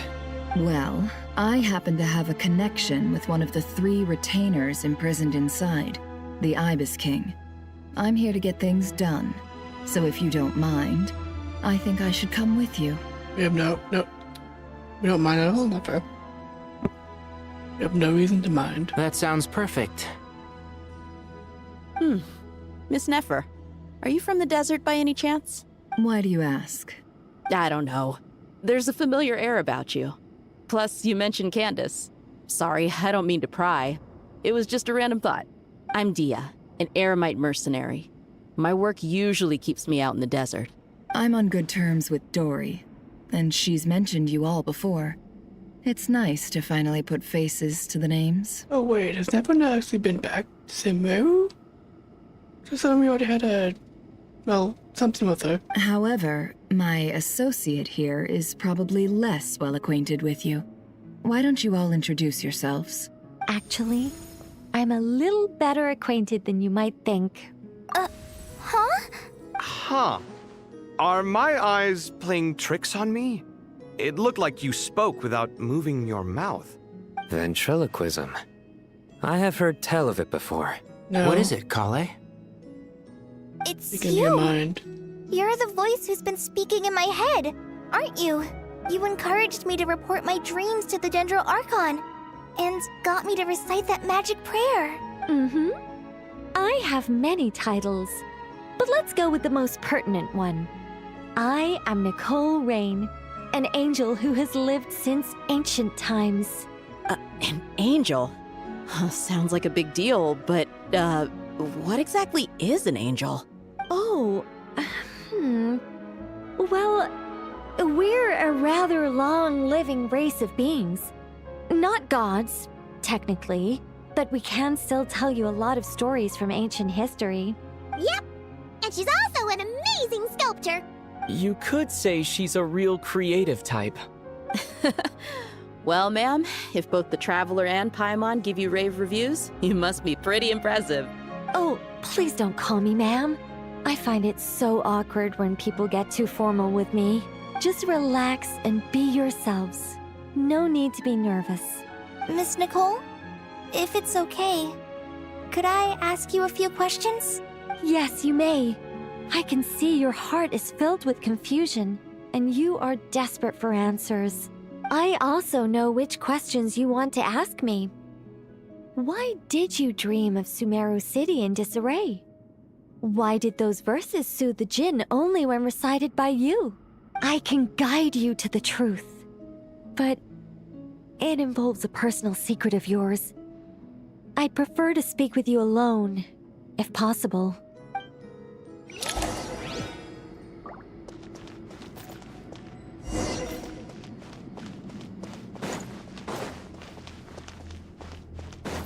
We're gonna eavesdrop.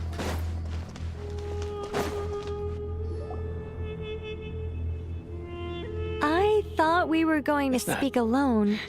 This is a lot more Exactly. people than I was expecting. What's wrong with it?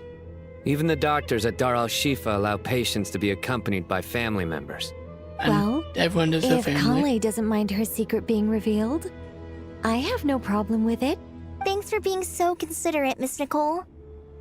I don't know what secret you mean, but whatever it is, there's no need for me to hide it from my closest friends. Closest friends? It's so nice to hear that. Thank you. All right. What's In about that Kale? case, I'll get right to it. Kale, are you aware that there are god remains inside your body? Oh yeah, she knows I this. am. When I was young, I got sick with Elazar. Nothing could cure it. The Fatui convinced my mom and dad that they could help, and I was sent to an unfamiliar place. There were a lot of other kids just like me there.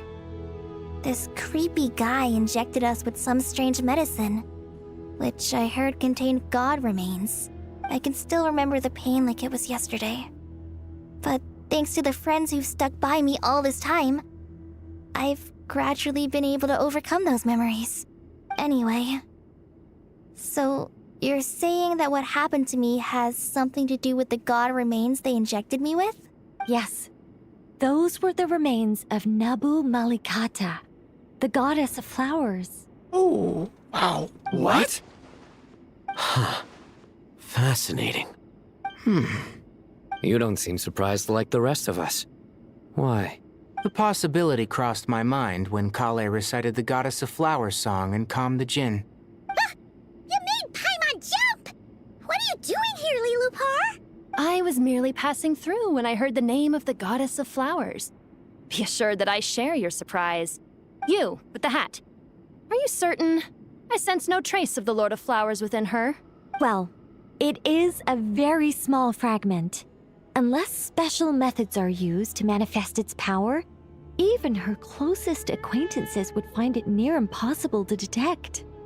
After the goddess passed away, her remains were scattered across the desert. King Deshret gathered all the pieces he could find and buried them in the Eternal Oasis. But some fragments remained unaccounted for. That's where the Fatui got them. Eventually, the Fatui must have found a way to track some of them down. Presumably for use in some experiment. It's not an uncommon occurrence.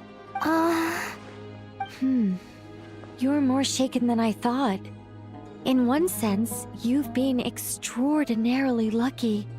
So many people who yearn for this kind of power never attain it, yet you have coexisted with her all this time without even realizing it. I don't know what to say. I'm glad that I could help everyone with this power, really. But knowing that a fragment of the Goddess of Flowers is inside my body is... it's a strange feeling. Well, people value their autonomy very highly. Even a well-intentioned intruder can shake one's sense of self. I understand how you feel, Kale. But once you get used to it, you'll find it's nothing to be concerned about. Huh. I guess you, of all people, have a good reason to speak on this. 2 good reasons, in fact. Incidentally, 3 is the maximum number of Hermanubis' Ba fragments that I could bear. Let me guess. Because 2's company, but 3's a crowd? Thanks for helping to explain the joke, Tainari. Not my intention. Goddess preserve me. I should take my leave. This boy in his wolf's head hat speaks much too differently from the Hermanubis I remember. Kale, all I'm trying to say is, no matter how many Hermanubis fragments there are within me, you wouldn't think of me as Hermanubis. In the same way, you are simply you. Yeah, I know what you mean. So about that dream I had, was it a warning from the Goddess of Flowers? Yes. Just like me, she was an angel created by the primordial humans, born with the instinct to guide living beings. Though her body and soul have perished, her essence retains its natural instincts. Even her smallest remaining fragments would do their utmost to send you that warning. Okay, cool. The Mother of Dreams? Lord of Flowers and Oases? She must have had a premonition. That is why she gave that dream to you. We won't let our efforts go to waste. But I still don't understand. Why me? Yes. Why indeed?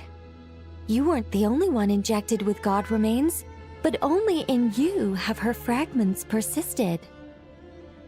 I suspect it may be because of the firm will you showed in the face of suffering.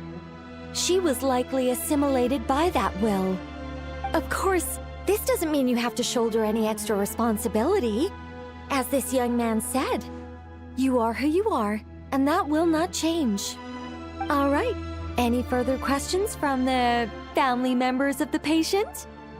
If not, we should head to the mausoleum of King Deshret. Let's move out. Time to put our plan into action. We all hope it'll work. But will we really be able to open Aru? And even if all 7 pillars of King Deshret agree to let us proceed, the scale of the work to follow is daunting, to say the least. Haven't you handled other big projects before? I mean, the biggest project I've worked on to date is probably the Palace of Alcazarzaray, I guess? But this is orders of magnitude beyond that. It's a total nightmare. Look on the bright side. At least this time you're actually here when Sumeru needs you most. You won't have to come asking me for details after the fact. Mock me all you want. But now that I'm here, things will be resolved far more quickly and smoothly than last time. Kave's self-doubt disappeared in an instant. Like magic. Well, this confidence is most gladdening. Now, go and pack your things. We'll head to the mausoleum as soon as you're ready.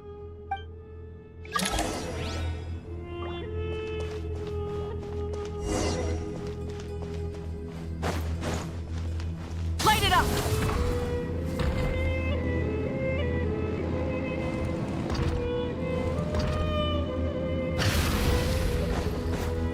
Hip. Hip. Hip.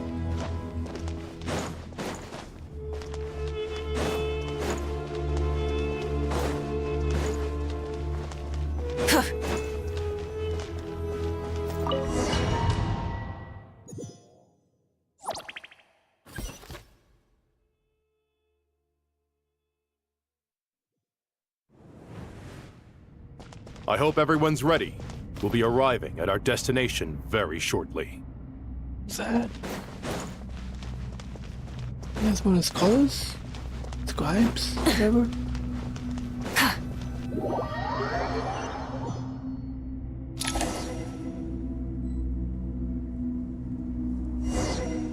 One moment.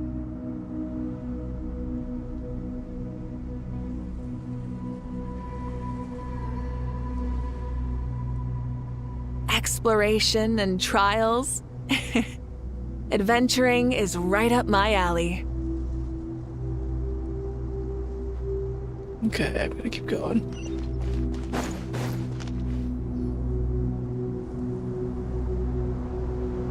Why, we've not seen so many visitors ever, really. What is this place now, a tourist attraction? Probably. Closer inspection reveals many familiar faces. To what do we dusty old fellows owe the honor? Surely you're not just here to chat. You surmise correctly. We are here to carry out a rather enormous project. Ho, enormous, you say? How large, then? Larger than the gaping void in our lives? Why, you've even put a smile on Goatee and Crocco's faces. All this activity is making for quite the special day. I know that laugh. Lilipar? What on earth are you doing here? Oh, this is hilarious. Turns out good things really do come to those who wait. As long as you stay alive long enough. When did you 3 get locked up in here? And still you act all high and mighty, putting on a show for the younglings. Truly hysterical. Why, you?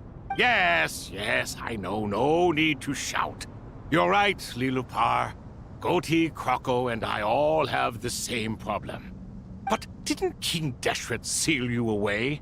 How did you break free, and how did you get in here? Who knows? Perhaps you can ask my master one day, should you ever get the chance. Behold, the executioners of old. Some have turned into fragments residing in human bodies, and others are imprisoned eternally, leaving not a single shard behind. It's almost tragic, watching lowly prisoners like you act all self-important. Curiosity gnaws at you, doesn't it? Your interest in the outside world threatens to burst you at the seams. I'm starting to take a liking to this magic bottle lady. We all love her. Time is of the essence. Let's get down to business. We come to you, O three ancient lords, to request your assistance on behalf of the Academia. If we can help you regain your freedom, then please consider lending us your aid. As for precisely what we need your help with, it's a long story. So, to demonstrate our sincerity, we are prepared to first resolve the problems that plague the three of you. All right, stop arguing, Croco. And Goatee, don't you start. What's the harm in letting her speak? It's not worth getting so angry about. Forget about her. The 3 questions are the crucial thing here. But do you really have a way to answer them? You once answered the final question, Nefer, but the seal did not open. Unless, with the passage of time, you have found a new answer? You could say so. When you first asked me what determines truth and falsehood, my answer was a liar's soul. Liars are the best at seeing through the falsehoods of the world. But if you want them to tell you the truth, you have to reach their soul. I think that makes sense. I found it quite compelling myself, and I told Nefer so. Unfortunately, it brought us no closer to liberation. Well, that's simply because it was my answer, not the one King Deshret was looking for. Can you guess which answer Al-Ahmar wanted then? Time. And that's not only the answer to the final question, it's the answer to all 3 of them. All things wax and wane with the passage of time. Love and hate eventually fade into nothing. Current affairs are always fraught with conflict and controversy. Only time can distinguish between right and wrong. You once described King Deshret as a proud man. I'd say that the prouder someone is, the more inclined they are to believe that only time is qualified to be their judge. Damn, I love this woman. Time. Well. Indeed. Perhaps in building Aru, our king was in fact attempting to reverse time, to bring love and hate, right and wrong, the rise and fall of all things back to their point of origin.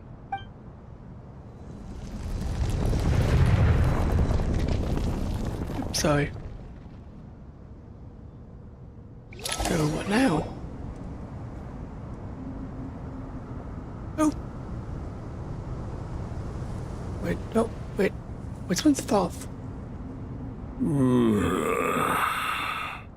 So This is the most eventful day I have experienced in a long time. You have my sincere gratitude. Are those 3 of the 7 pillars? Yep. Turns out the statues were quite faithful to the source. You 3 seem to be in good spirits. Prison can help a person grow and learn to cherish what they have. Nevertheless, after everything you've done for me, I sincerely hope you never have to experience it for yourself. Hello, Nefer. It's good to see you, Thoth, the Ibis King. Nice. Definitely puts my mind at ease, seeing you 2 getting along so well. Should we maybe introduce ourselves, or... Sure. I'm Sethos, the current leader of the Temple of Silence. This is General Mahamatra Sino, and this is the former Spantamat sage, Cyrus. But I'm guessing none of that means a whole lot to you. Everything is equally new to us, in truth. We've been gone from this mortal world for longer than you can imagine. Let's hold off on the introductions for now. We can always ask Nefer about you later. It'll give me something to talk about with my chosen disciple. You're like a helpless parrot. Gods and people of yore are not necessarily welcome in today's world. Self-awareness is one of my finest qualities. I thought I ought to share its fruits with you 2. Is that so? Well, I think we'll take it in stride, just as we did with the 3 questions. Let's not forget, it was my persistence that won you both your freedom. Fair point. I have to applaud your persistence. And I must praise you for your wisdom. Now, state your wishes, young ones. I'm sorry? Why, your tremendous accomplishments deserve a reward, do they not? You must let us do something for you in return. General Mahamatra, what do you think? I won't beat around the bush. Sumeru is facing a crisis the likes of which have never been seen before. And we need your help. Every calamity throughout the ages has been connected to us in one way or another, whether we were its cause or consequence. Whatever is wrong with Irminsul, it severely affected the Dendro Archon.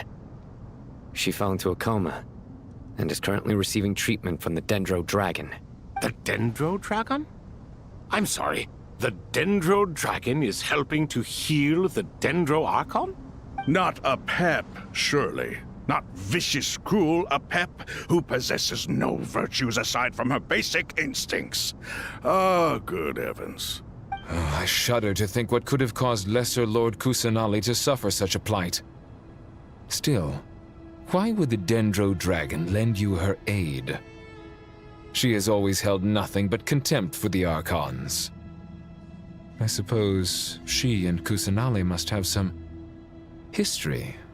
You can help us make history too. A smooth talker. Well said, lad. Currently, no one can connect to Irminsul. We hope that by opening up Aru and making some modifications to it, we can use its technology to our advantage. Unfortunately, Aru is an imperfect creation. King Deshret never managed to realize his full vision before his death. Much remains to be done if it is to be pitted against Irminsul itself. Besides, I hear your reasons, but to give Aru up over such would be... The archaeological records clearly indicate that although Aru's construction took a long time, it was not beyond human means to achieve. Modern technology should solve the efficiency issues. We have no choice but to go all in on this. This is by no means a threat. But the only reason we helped you escape from Aru was to gain the necessary leverage to negotiate with you. You asked us to state our wishes, and we have. Each one of us here needs your help, as do all the thousands of people living in Sumeru. They need you, and they need Aru. What do we think, my fellow old fogies? Shall we lend our support or not? Since you ask so nicely, naturally. Naturally what? Are you for or against? I simply mean we shall do what comes naturally. You claim that you wish to open Aru. Know you then that the golden slumber created by King Deshret is preserved within? We do. We understand the risks involved. In all likelihood, the mortal world will never again be able to replicate King Deshret's work. Never will there be another chance to come so close to creating a utopia. Knowing this, are you sure of your decision? We are sure. Before people can dream, they must first live. If your minds are made up, very well. We shall summon our erstwhile colleagues to discuss this further. Saint Shezepank, Saint Bennu. Once you surrendered to silence and were buried with King Deshret. But now, we invoke the right to awaken you with our voices.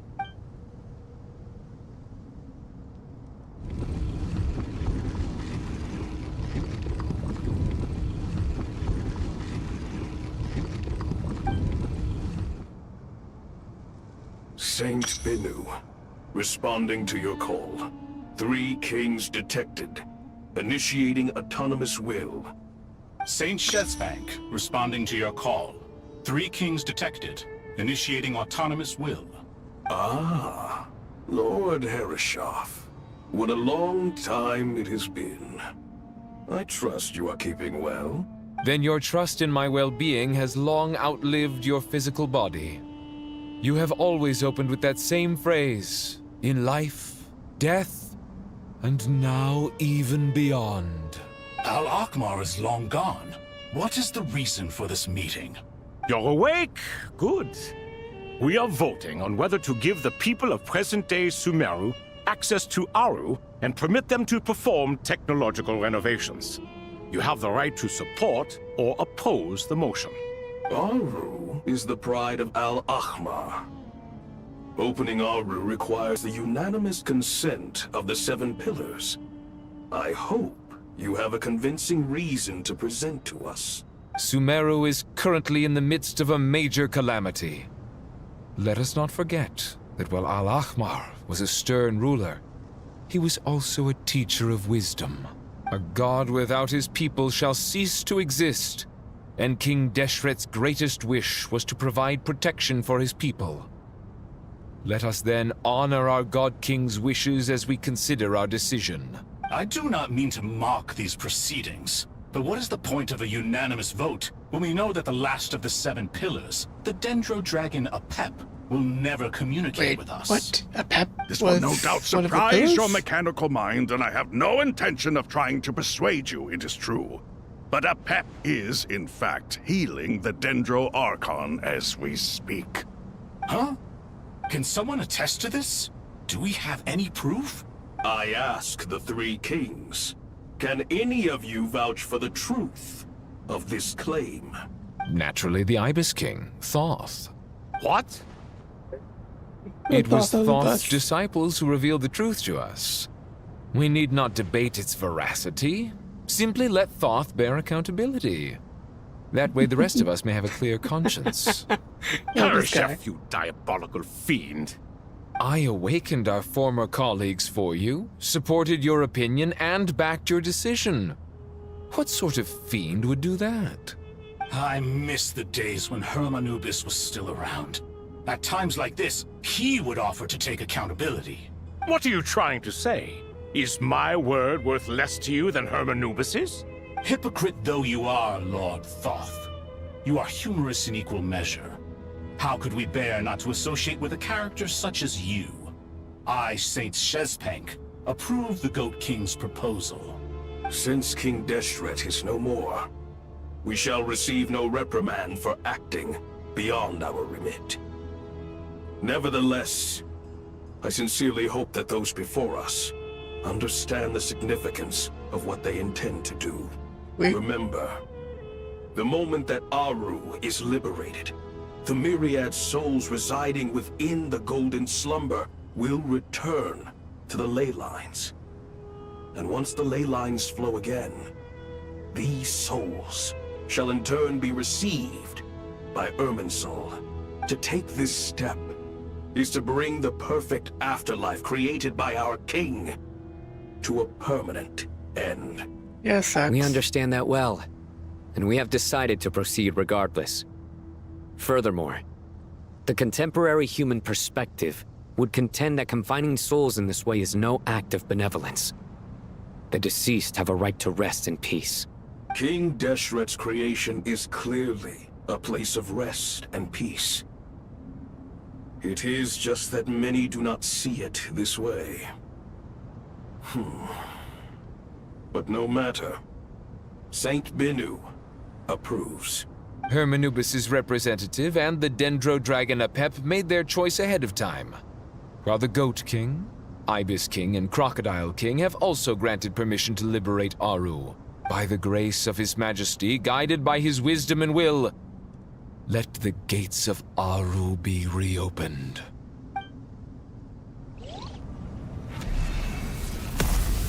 Very, very, very cool.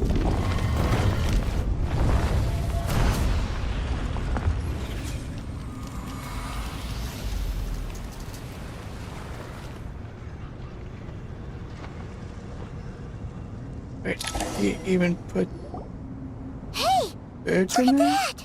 What's this? Are we under attack? Calm down. No. Wait, it's... Yep, it's your dad, I'm assuming. Or maybe.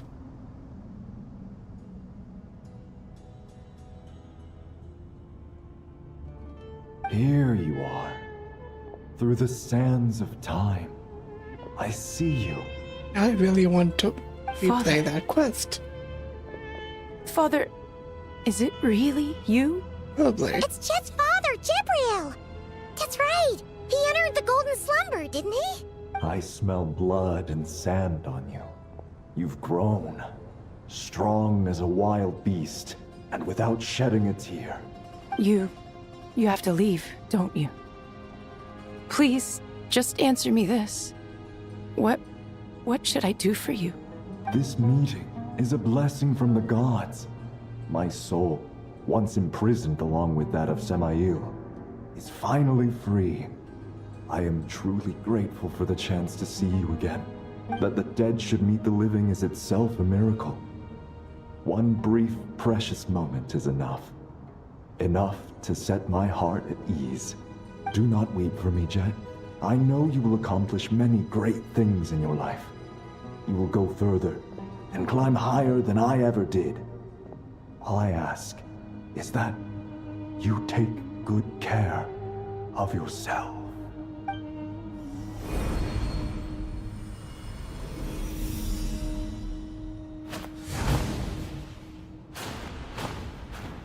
Father! Father! Father.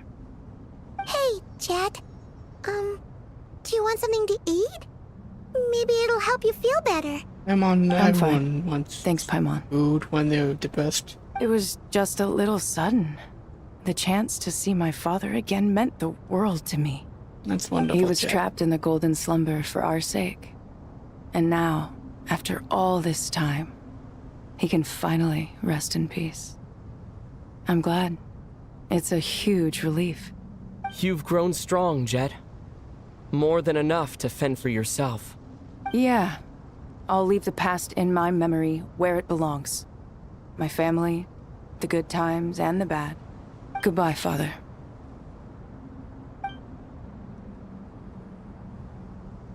Oh, but shit said someone.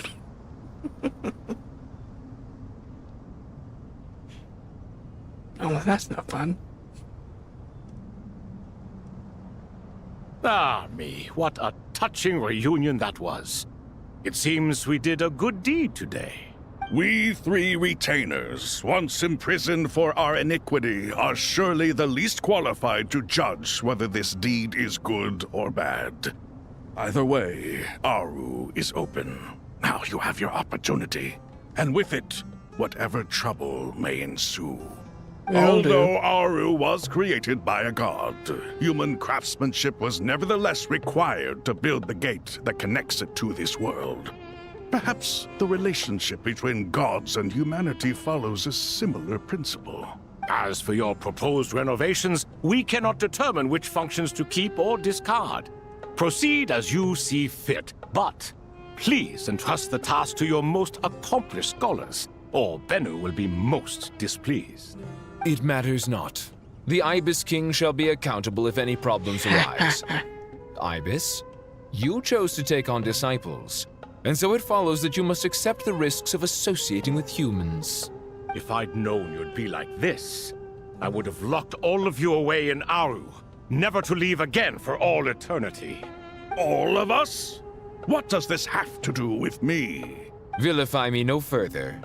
Scholars, since you have liberated Aru, allow me to present you with a gift. Would that be good, Using man? Aru's power, we shall install a defense mechanism at our king's mausoleum. You must be guarded even against Irminsul itself. This shall afford you some convenience. Unseen and unheard. From this moment forth, none may by sight or hearing perceive anything said or done within the mausoleum. Amazing. And all this is achieved just with the power of Aru? With technology from the heavens, the possibilities are endless. Just because King Deshret did not use it for this purpose does not mean that it cannot be done. So, marvel away. This is the reward you have earned. All right. Well, that resolves the issue of confidentiality. What about the technical side? Do we have the manpower? Why, yes. I've already contacted them. They'll be here soon. Nice.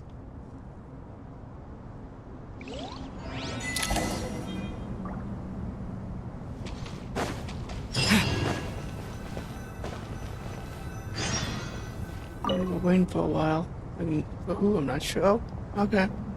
Here they are. You must be the ones tasked by the Academia with renovating Aru? That's right. Good afternoon. I'm Kaveh, and these two are Termezi and Naisaburi. Hey, I'll hate them. Come and introduce yourself. We've met before. This is Thoth, the Ibis King, and everyone knows these two. Afternoon, gentlemen. I've only ever seen these two in murals. Ah, the paintings in the temple. They show us chatting, playing cards, playing chess. Precisely the activities we most enjoy, funnily enough. No, only you enjoy playing chess. We were just humoring you. I wouldn't go that far. Back to the matter at hand. A preliminary assessment by the Academia indicates that this project requires expertise in various disciplines, including the deciphering of ancient texts, mechanical engineering, the restoration of ancient ruins, and elemental theory.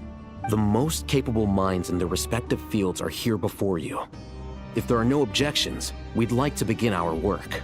The artisans who built Aru for Al-Ahmar gave their very lives to create this splendid work. Follow their example by giving your utmost devotion to this project. I didn't know that. We'll do our best, of course, but we certainly won't be sacrificing our lives. Such brazen words.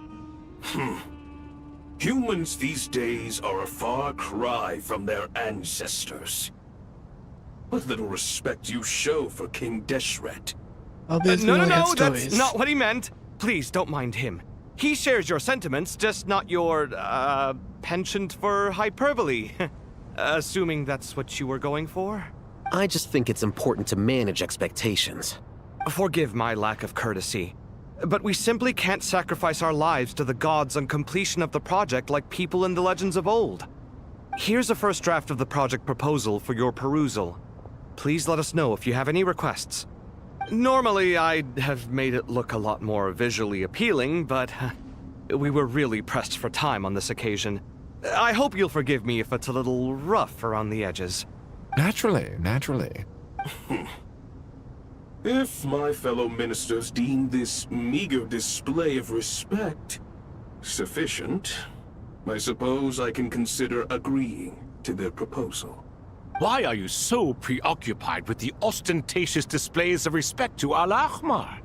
We should be trying to make things easy for them.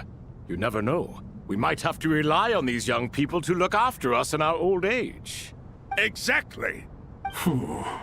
This is Aru's mainframe. Be reminded to use it with great caution. We certainly will.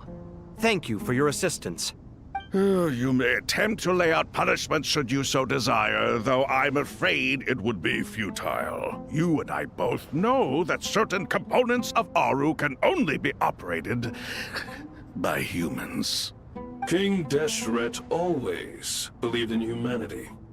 Still, the reason that Aru's modules are designed that way is not so much because he trusted them, but more because he was wary of you. Is that true? No wonder human artisans helped to build Aru then. He actually required human assistance to create his greatest work. Naturally. Have you noticed that the Goat King keeps giving superficial responses? It's like he's just going through the motions and leaving the real debate to his colleagues. He understands the art of perfunctory speech. That's what earned him his position as the Minister of Ministers. It seems the rumors about King Deshret being a poor judge of character are baseless after all.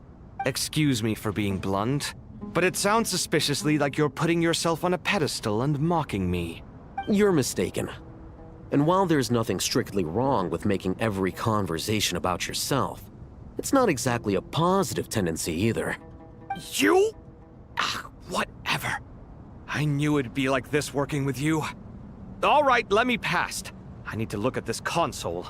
It's your job to activate it after all. Let's begin. Everyone, please proceed with the external checks and preparations as per the procedures outlined in the engineering plan.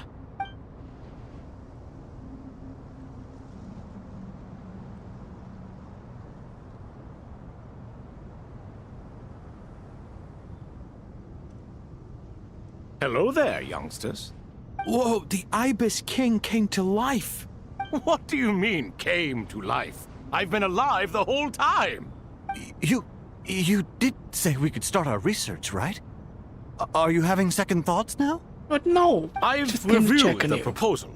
The work you're planning to carry out on this grand device is ambitious in its scope. You have ample confidence in your abilities, I take it? I wouldn't say I'm feeling hugely confident. But given how bad things are, I'd rather at least try something than sit around waiting to die. You are the top scholars of your day. I trust you are aware that there are countless links between Aru and the Akasha? Aru and the Akasha? But I thought the Akasha was the Academia's greatest technological accomplishment, created years ago by the Dendro Archon to help her people access knowledge. And you too? Do you not know either? You've read the instruction manual, right? You tell them. An instruction manual? The Akasha has an instruction manual? The Dendro Archon is a kind and thoughtful god indeed. It used to sit on a shelf in the corner at the House of Dana. Not the most popular read. If the manual is to be believed, Aru was in fact the original inspiration for the Akasha system. What? But there are so few records about Aru anywhere. And practically none of these scientific expeditions into the desert had anything to do with it. Ah, but this is something you could not possibly have known. You may have heard many stories about the desert, but what is the most important aspect of history? Consider this a quiz. Anyone from Vahumana present? I'm from Vahumana. It's, well, veracity. Precisely. And a large part of veracity is the chronological order in which events occur. I may as well tell you. In the beginning, Nabu Malikata, the goddess of flowers, descended upon Sumeru. The glory of the heaven was within her. She brought life, oases, and knowledge to this land. Then she created the Jinn, enlightened them, and ordered them to serve her. Two other gods also walked upon this land where wisdom flowed in abundance, and the three met beneath the great green trees. It was the first and greatest alliance. We should speak with reverence of this covenant between the three, which transcended both time and life. For they promised that in Sumeru, wisdom would be shared with all. All the great changes in Sumeru's history began with the goddess of flowers. For King Deshret's sake, she pried into the secrets of Celestia, and for this was burned to ashes by the flames of wrath. So grieved was King Deshret by her passing that he lost all interest in state affairs and devoted himself instead to the knowledge that she had brought back. It was after learning of the technology from that floating island in the sky that he first conceived of Aru. And so, the Akasha was inspired by Aru, while the basis for Aru itself came from Celestia's technology. Well, if the two share a common technological origin, then connecting one system to the other is an entirely feasible idea. Unbelievable. Have you no reverence at all for celestial technology? No, I do, but there's no time for that. The schedule is too tight. Blame it on the deadline. Perhaps you could try coming up with our cutoff dates. You know what it's like having to turn around 5 different drafts in one day? I wouldn't wish it on my worst enemy. Yeah, also, Sir Ibis King, you don't plan on getting directly involved at all, do you? Yes, well, you strike us more as having come to give a popular science lecture. Or, wait, does this count as more of a first-hand witness statement? Neither. Anyway, this sounds like far too much work for me. Still, if Aru is so powerful, why didn't King Deshret use it for more ambitious ends? Because it was never fully completed. King Deshret had grand plans, but he perished before they could come to fruition. In the beginning, his wish was to create something that could rival the very world itself. The Lord of Flowers sacrificed everything for that ambition. What he desired, she bestowed, and thus was knowledge brought into the world.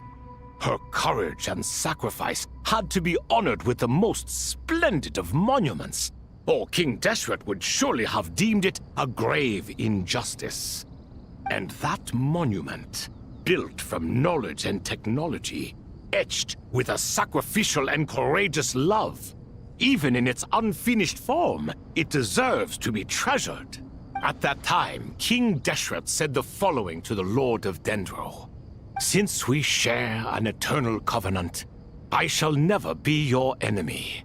Hence, the fruit of wisdom from the heavens is not to be devoured.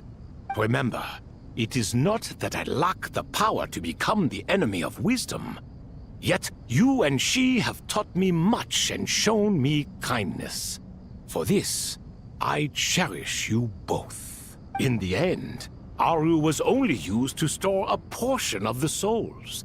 It was but a primitive form of the masterwork the king had envisaged. His final hope for Aru was to return to the past, when she yet lived. So the point you're making is, King Deshret was both powerful and ambitious, and he only ceased his imperious ways out of affection for the Goddess of Flowers and the Dendro Archon. You could see this as an act of mercy, but you could also see it as the sentiments that lay between these three gods placing constraints on him. This was, after all, the foundation of the alliance between them. This explains why Aru was both a prison and a monument, and why the answer to the three questions was time. You have to be careful who you get involved with, or you invite all manner of misfortune. This is as true for gods as it is for humans. Love is the same. It is both a prison and a monument. All right, let us pause the story here for now. Seeing as you've been so diligent, I'll offer a little help. Who's in charge again? Is it you two? Ah, yes, me and him. Now then, close your eyes. Wisdom hides in the space between the tangible and the intangible. It is to convey the incommunicable through the simplest of mediums. By the power of King Deshret, I shall grant you a glimpse into the unseen secrets that lie at the threshold of existence.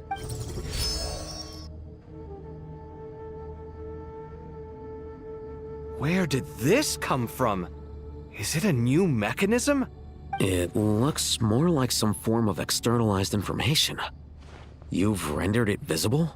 Just as the Akasha allows you to access a greater range of knowledge, the power of our king permits one to perceive ingenuities that do not belong to this world. This is no ordinary mechanism. It reflects the internal structure of Aru. Whether you choose to increase or decrease, keep or discard.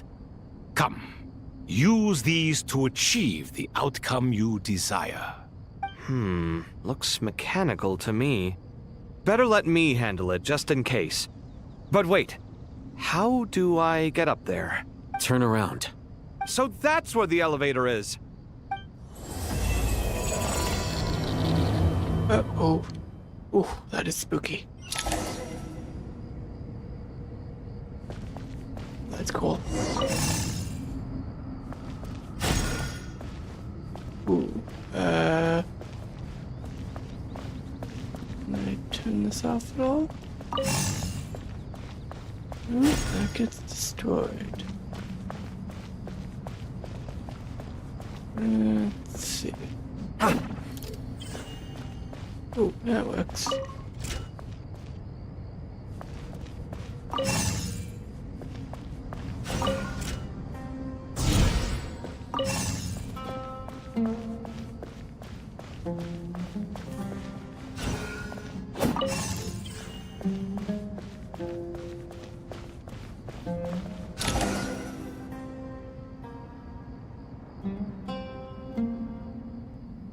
Obelisks were used to record important information in the ancient desert civilization. Hey, Alhaitham, there's some writing here I'll need you to decipher. I've sent it to your screen. Do you see it? Got it. It's a little blurry, but I should manage. Take a look and tell me what it says. Oh, and I'll send any other similar text directly to you from now on. Let's start with this one. It's a variant of an older script. Herein lie verses written for the Yellow Sands. Looks like cultural information from the age of King Deshret. If so, I suggest you delete it. Words thrown together merely for fun. I had no idea Aru kept a record of this. Well, as long as you're certain that this is strictly private information, that's fine. It is unimportant. All right, well, I guess I'll start now. Anything comes history is important. No important information when it comes to history.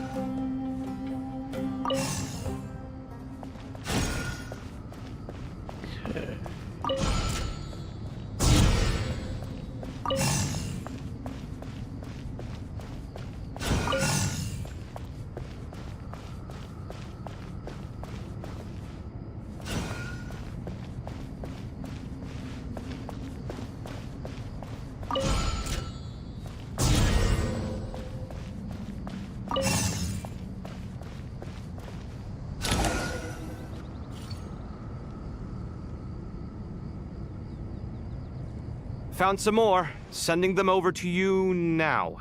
These are all reports about the Gurubad conflict. Can we delete them? I'd say so. Most of this information has already been archived anyway.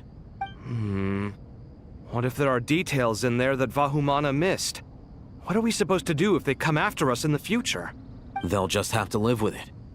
If we don't resolve these issues now, there won't even be an academia in the future, let alone a Vahumana Darshan. Yeah, you're right. Okay, done. There's some other similar monuments nearby. I'll check them out. All information is important. Even if it may be with us to us now, it doesn't mean it's not going to be important in the future. Oops.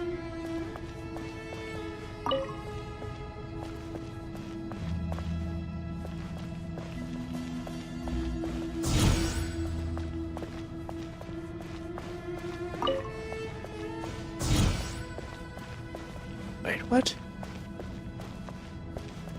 No, that's a problem.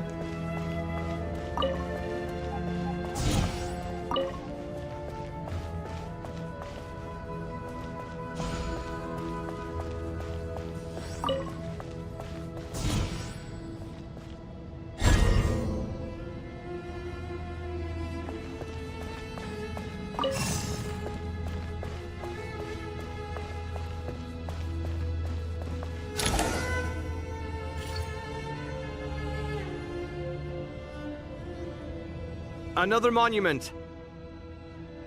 Hold on.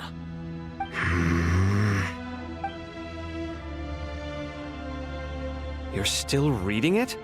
How long is it?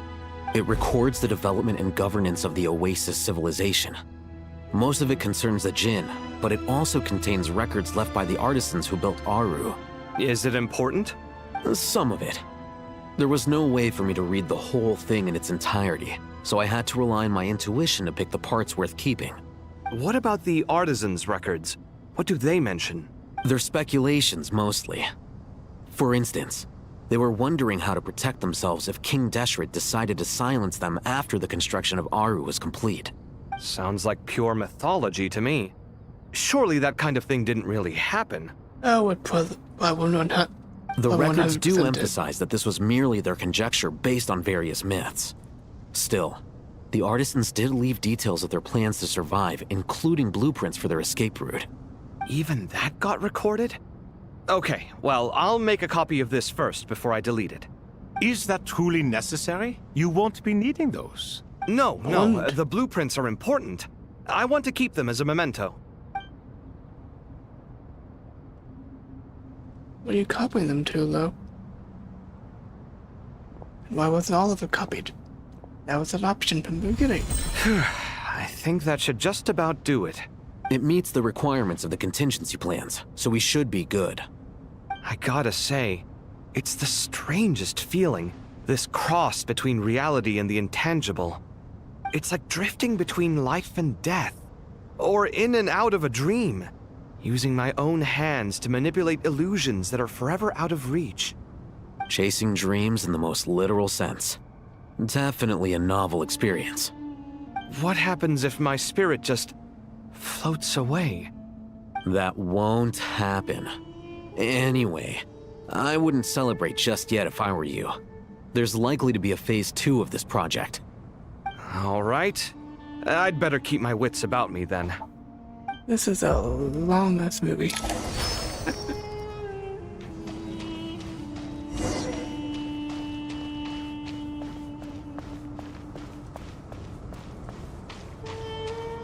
Right, if that's a vest. Oh, that's annoying. Am I vesting now? I expected that the outside world no longer respected the ancient gods, but even so, I do find the tone of these youngsters to be dreadfully impolite. It should hardly come as a surprise to you. For centuries. I remember you saying the same thing last time. I assumed that was just a one-off. I did not realize it was the norm. Don't you think that young lad's matter-of-fact tone sounds familiar? It bears a rather uncanny resemblance to you, Goatee.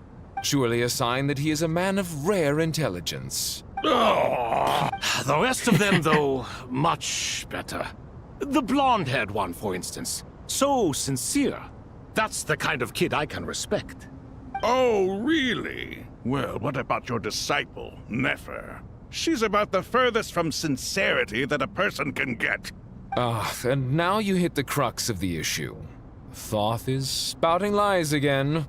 He cares nothing for sincerity. He likes Nefer simply because her personality is just like his. Okay, that's funny. Thus, in giving his approval to Nefer, Thoth is simply validating himself.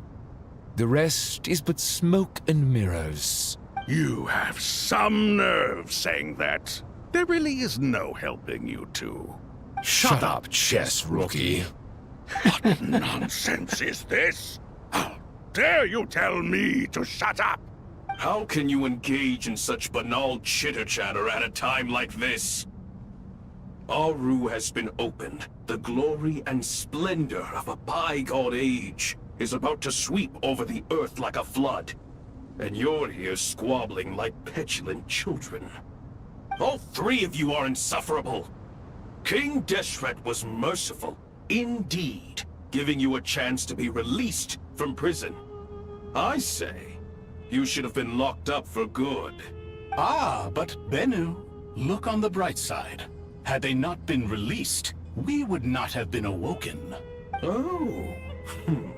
You've been here this whole time. You should be scolding them along with me. I miss Hermanubis. It's not a real reunion without him here. And now you're avoiding the topic and talking to yourself. Why King Deshret designed your personality like this, I will never understand.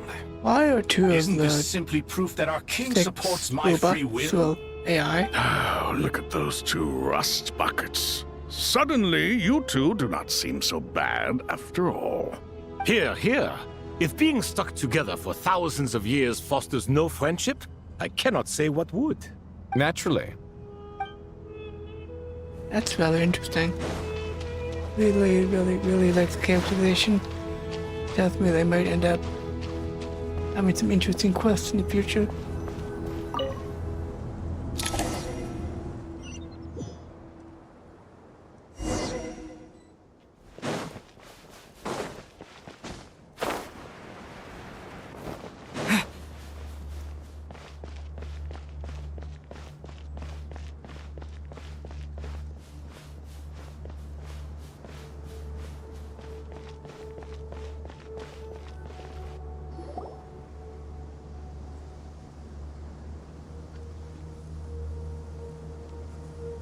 Traveler from afar, do you worry for the fate of Sumeru as well? Yes. It's Sobek the Crocodile King! Greetings, Crocodile King. Please be at ease. I'm just here to chat with you about Lesser Lord Kusanali. Sounds like you really care about her. Yes, although to be exact, it is a mixture of both concern and curiosity that I feel. Speaking of Nahida, Paimon was wondering how she's doing. Wait a moment. What is it? I tried calling out to Apep, but there was no response.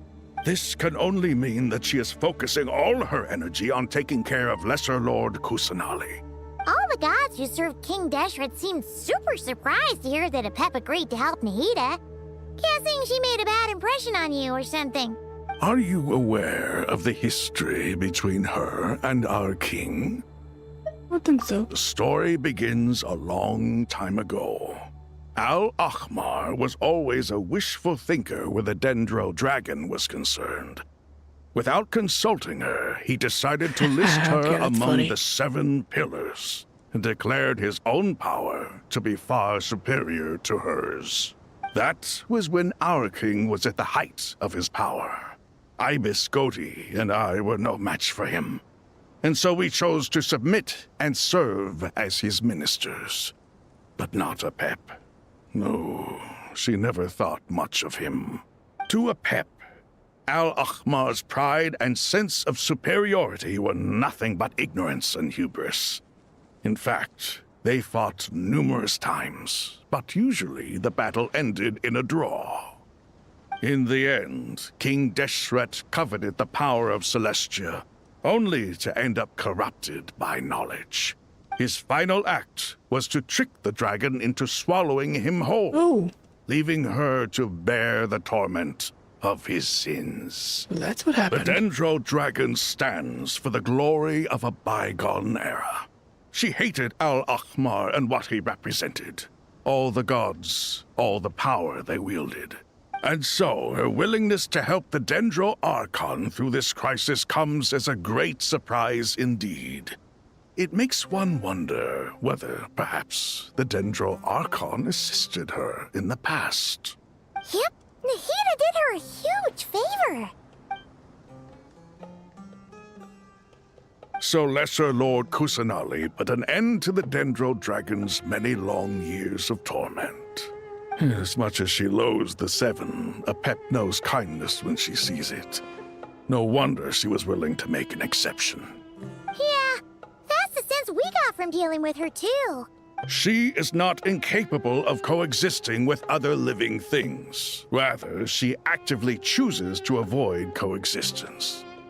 And this despite the fact that she symbolizes life itself. How ironic. All of this being said, I wouldn't expect too much from her if I were you. Nothing will change her hatred towards humanity and gods. We'll keep that in mind. Anyway, how much longer do you think Nahida needs to stay with Apep? Let's go see. For all we know, the Fatui might still be in the desert. Just to be on the safe side, why don't we grab anyone who isn't busy right now and go look for her? I'm alright, Paimon. Huh? Was that Nahida's voice? It seems the treatment was effective. Since when do my deeds require your evaluation? Here will do just fine. I had no intention of taking you any further. One ought not expect greater generosity than they have earned. You always hide your kindness away like an oasis within a sandstorm. Only those who make it through the swirling winds can know just how beautiful that oasis is, and how much hope it brings. You dare appraise my being? No, I'm expressing my gratitude. I want to thank you for sharing your precious life force with me. Awake already? You are more resilient than I thought. Pep, I feel much better. Thank you. Gods and their gratitude mean little to me. I would rather you give me your assurance that the situation with Irminsul and Sumero's ley lines will be competently managed. If I suffer any ill effects from the ley lines, you, as the god of this land, will be held responsible.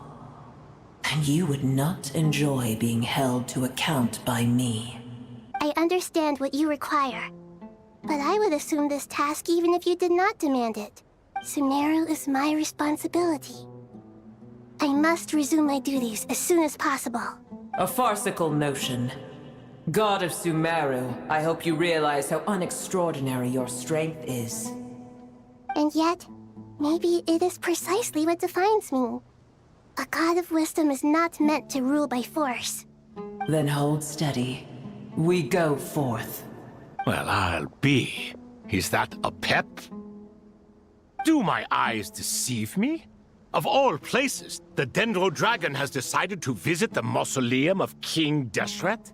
I see that after all this time, El Ahmar's menagerie of ministers remain as vile as ever. It's a pleasure, Dendro Dragon. Had you arrived but a little sooner, you might have attended a meeting of the Seven Pillars. What a nauseating thought. You are not the first insects I have had the displeasure of dealing with today. A swarm of them tugged on my tail on my way over. Goodness knows what hovels they crawled from. Why do all the creatures of this world remain so lowly after all this time? What did you do with them? I cast them away. What would you have me do? Keep them as trinkets? Booer, this is where we shall part ways. To be clear, I do not wish to see you or anyone else here ever again, unless absolutely necessary. Then I wish you peace as you return to your dwelling place. Thank you for helping. It matters not to me. Simply refrain from bothering me again. A force to be reckoned with. At times like this, I feel glad that she has no interest in any of this. Hold on, just hold on, okay? We're almost there. Oh. We made it. Huh? Wait, that voice. It's Trash. I'm gonna fall.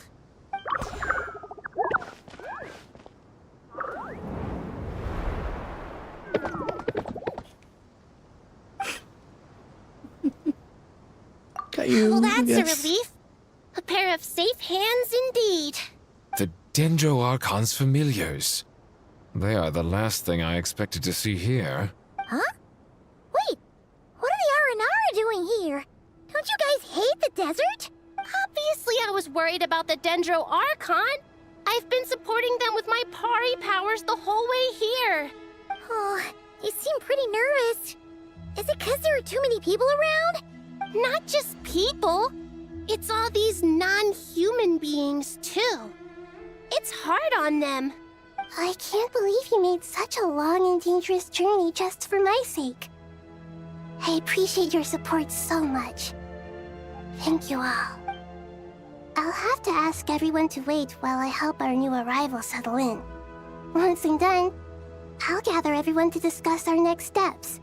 Traveler, Paimon, shall we find a place for our friends to stay? Yep. Awesome! Let's go! Well, first I have some questions.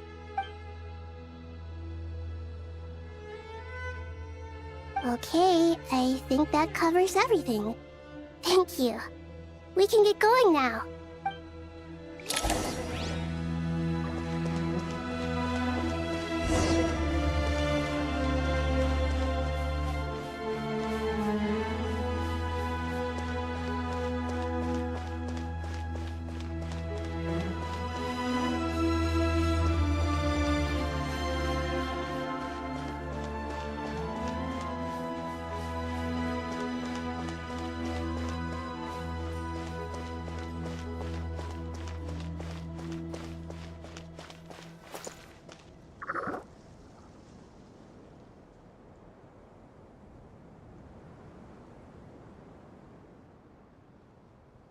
Okay.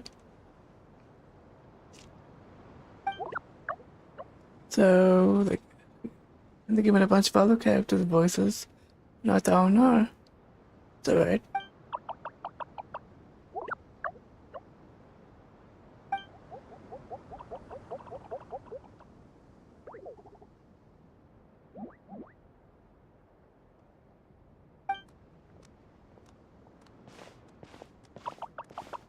Hello, everyone. It's only us.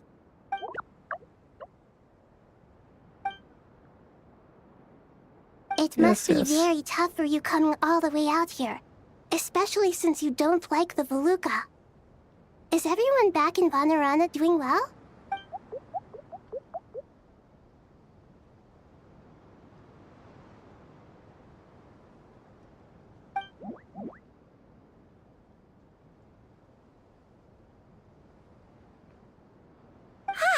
Everyone's here. Good. Are you okay? You look like you were about to pass out back there. Then you're forgetting who I am. Don't underestimate me.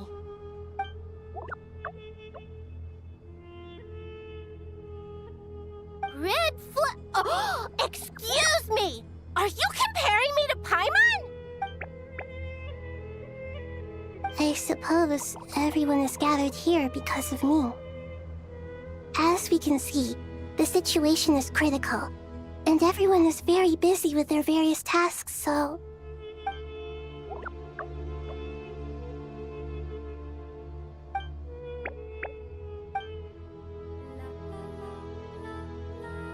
I can't thank you enough. Right now, we're focused on restructuring Aru, processing excess information, and helping restore everyone's confidence. I'm sure you'll find it all very straightforward. I can help too! Just let me know where I'm needed.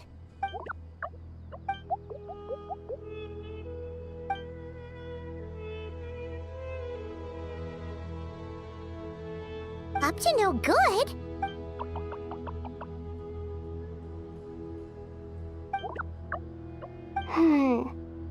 That definitely sounds suspicious. Traveler, Paimon, I have other work to attend to here that needs to take priority. Could I trouble you to investigate the situation Arabalika spoke of? No problem. Leave it to us. Thank you. I'm counting on you. There's one other thing. If you are to work alongside the people of Sumeru, you will need to make yourselves visible to them. Is that acceptable to everyone?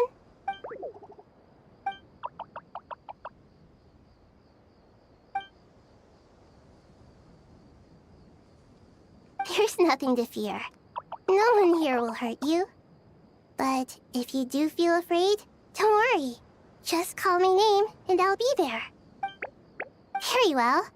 Now, I shall bestow a small blessing upon you all.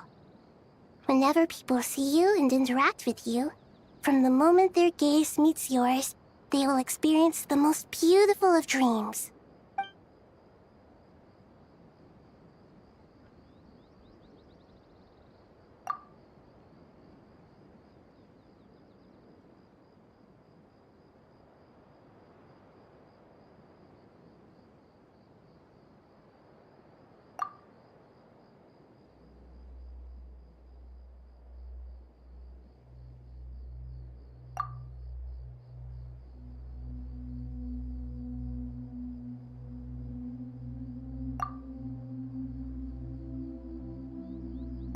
Do not fear.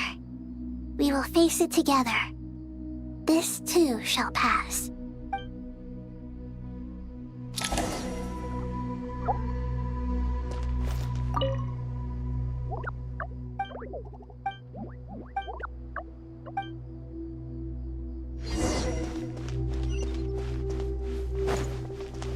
Guess we're going.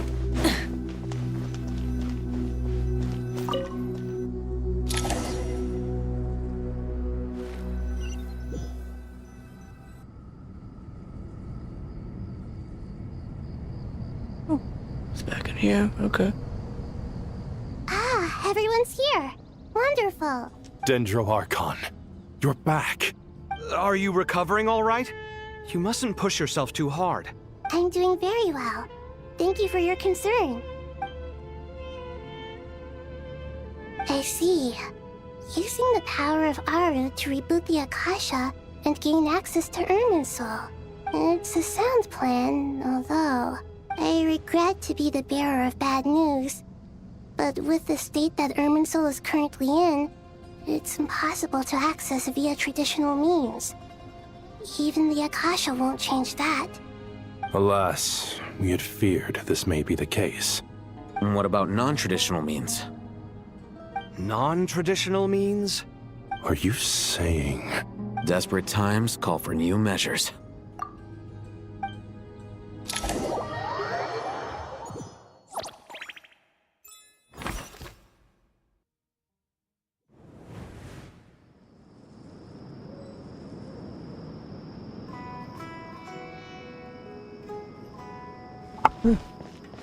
And, that guy and Nephis followed us. Okay.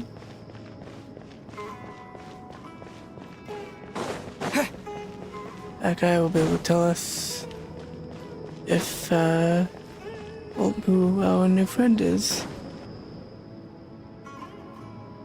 Wait, Sana, what are you doing here? We're here! Ah, it's you. Is there a situation? The Aranara have good intuition when it comes to people. In other words, there may well be a traitor among us. Given everything that's going on, I'd be more surprised if there wasn't. Miss Nefer, as a professional intelligence broker, I trust you have a solution? Not one that I'm willing to volunteer. What's in it for me? Let's say I'll treat this as a pilot project aimed at expanding your intelligence operations. Whatever business you're in, an avenue to demonstrate your abilities could never hurt. I like the sound of that. Glad we're on the same page. Given that you rarely set foot in Sumeru, practically no one at Caravan Rebot knows who you are. I take it you've read the files on everyone in the area? Yes. I also skimmed the list of evacuees, and am more or less up to date on where everyone stands. Any initial suspects? Limiting the scopes to males whose recent activity could be viewed as suspicious, I've identified 3 names. The Aranara saw 2 people talking, but currently we only have 1 suspect. The other person was probably just a messenger, and in all likelihood has already left Caravan Rebot. Everyone is heading for the desert per the evacuation order. Anyone willing to turn back at this stage is almost certainly with the Fatui. There's no way it was a spur-of-the-moment decision to act at a time like this. This spy must have been planted long ago. We need to smoke him out from wherever he's hiding. Sounds like you have the beginnings of a plan.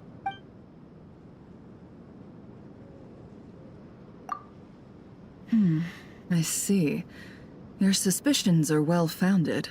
I'd be watching him too if I were you. So far, we still lack solid evidence that he's been bribed.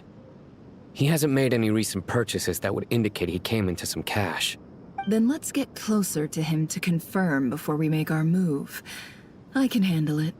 I'm not based in Sumeru, so barely anyone at Caravan Rebot knows who I am. And you're certain you've never encountered this person in Nodcry? I'm certain. Besides, it's extremely rare for me to have had any direct contact with Sumeru mercenaries besides Jet. There's no way he could have seen my face before. Sino, stay out of sight and wait for my signal. If he raises any red flags, I'll bring him toward the main road. Understood. I'll take it from there. Excellent. Well, it's a pleasure working with you.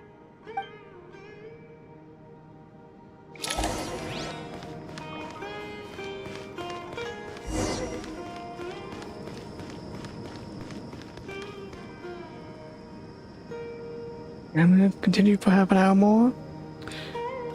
And that'll be it for the stream.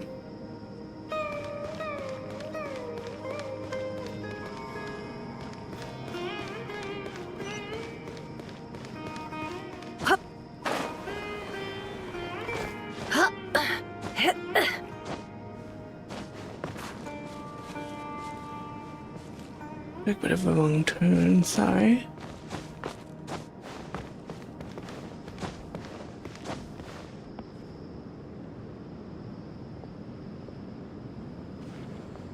Darker skin, scars, frequents the desert and has ample combat experience. Nothing unusual about how he dresses or acts. What's that he's looking at? A coin. Interesting. Could that be how his contact paid him? Conveniently discreet for someone trying to hide any unexplained income. and yet it could be highly valuable. Sorry to bother you. Has everyone here already left? I don't suppose you happen to see a lady wearing a hat? Ma'am, what are you doing in Caravan Rebot all by yourself? The main group evacuated some time ago. Didn't you pass them on the road? My friend and I lost some of our cargo along the way. I didn't want to miss out on potential business, so I told her to go on ahead and meet the client while I retraced our steps. I didn't think it would be so late by the time I found it. And then there was a terrible sandstorm. I guess I must have taken a wrong turn, because I didn't see any large groups on my way here. Forgive me for asking, but just to be on the safe side, could you describe this friend of yours? Sure. She has blonde hair, and she was wearing a hat and a white dress. You'd definitely know if you'd seen her. Yes, I think that does ring a bell. Ah, my apologies. During this exceptional time, the Core of 30 are under orders to be extra cautious when dealing with unknown people, whoever they might be. I understand. Well, sir, is there anything else you need to know? If not, I'd better try and catch up with them. Hey, wait! They left a good while ago now. You'll never catch up with them on your own. Why don't I give you a ride? I'm here to collect the last few people anyway. We have plenty of carts, so one more won't be a problem. That would be amazing. Traveling with a group will be much safer.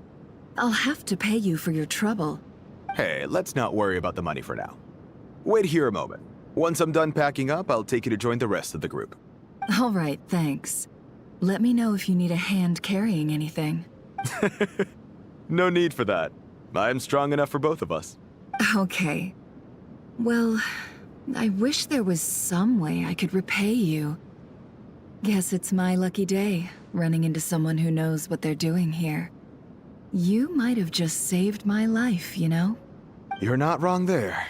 I mean, what kind of cargo is so important that it's worth risking your life to get back? I hope for your sake that it's priceless.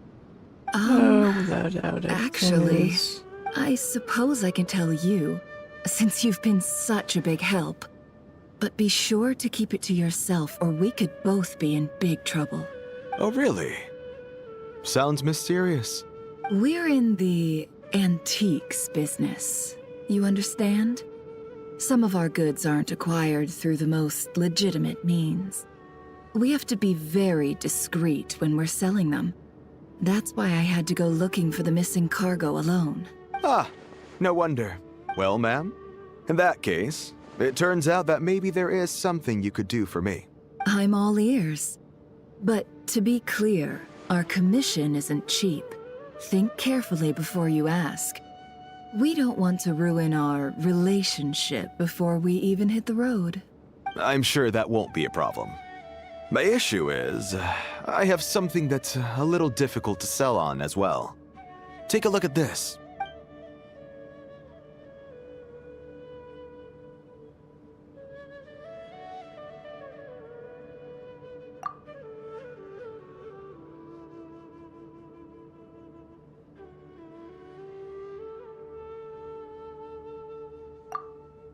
Pure gold. That's quite something. How'd you come across it? Dig it out of some ancient tomb? If you look hard enough, there are many treasures to be found in the mausoleum of King Deshret. It has no distinct Snezhnayan markings. That'll be why he's going with that story. And he clearly doesn't want to arouse suspicion, so he's on the lookout for an opportunity to make a quiet trade. Surely you have an existing business partner. Won't they take it off your hands? I hope I won't be attracting the wrath of my competitors by helping you sell this. The shop I used to work with is having cash flow issues at the moment after losing some money. I'm under enough pressure as it is without having to deal with them. On the off chance anything went wrong, I'd never get my money back. I understand. Gold is the last thing that traders with cash flow problems want to see. Well, in that case, I think we can work something out. As it happens, I'm just about done packing. Shall we make a move? Sure. Let's walk and talk. This evacuation was a huge operation. They needed a few people to stay behind and tie up loose ends. And I ended up being one of them. You're lucky you ran into us in time. I certainly am. I don't know how this happened. Dang. Should've slowed down. That was good to sit for a while, but I guess not.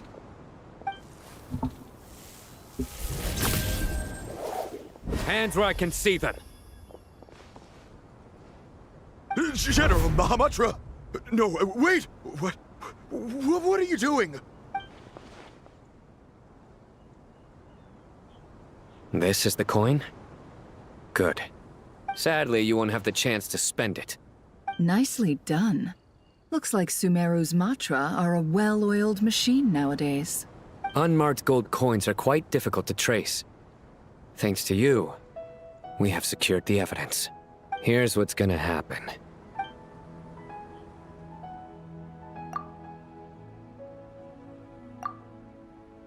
Southeast from here, leeward side of the hill. That's where he's meeting his contact. Great work. Candace tells me your interrogation skills are highly effective. Hers are quickly catching up. She's improved a lot in recent years. Looks like it's over to you for the next step. Because I'm quickest on my feet? Because you know how to trail a target. Plus, it'll be easier to monitor their activity from the air. Fine. I'll be quick. One more thing. The Traveler just brought a message from the Dendro Archon. Once you're done with this, we're to meet up at the mausoleum of King Deshret. Got it. Will do. Are you sure you'll be okay on your own? Gee, I don't know. Maybe you should come with me. Okay. Then Paimon's coming with you. Really? You do know this is a stealth operation, right? Meaning, you have to be quiet? Paimon, are you sure about this? Well, Paimon at least wants to give it a shot. Like everyone says, if you never try, you'll never know. Besides, being the best guide into that has to count for something. This should be a piece of cake. Come on, babe, you have to not talk. Fine. Join me if you want. But be warned. If anything goes wrong, I'll have to gag you and shove you into a bush. No need! Paimon will be super careful. Promise! Oh, Good. that's a big ass Then lie. what are we waiting for?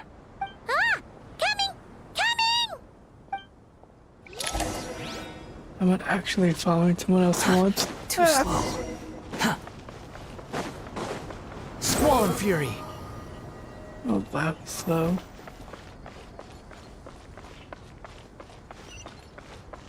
Where are we going? There?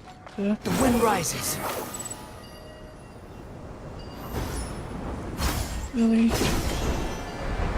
Gah!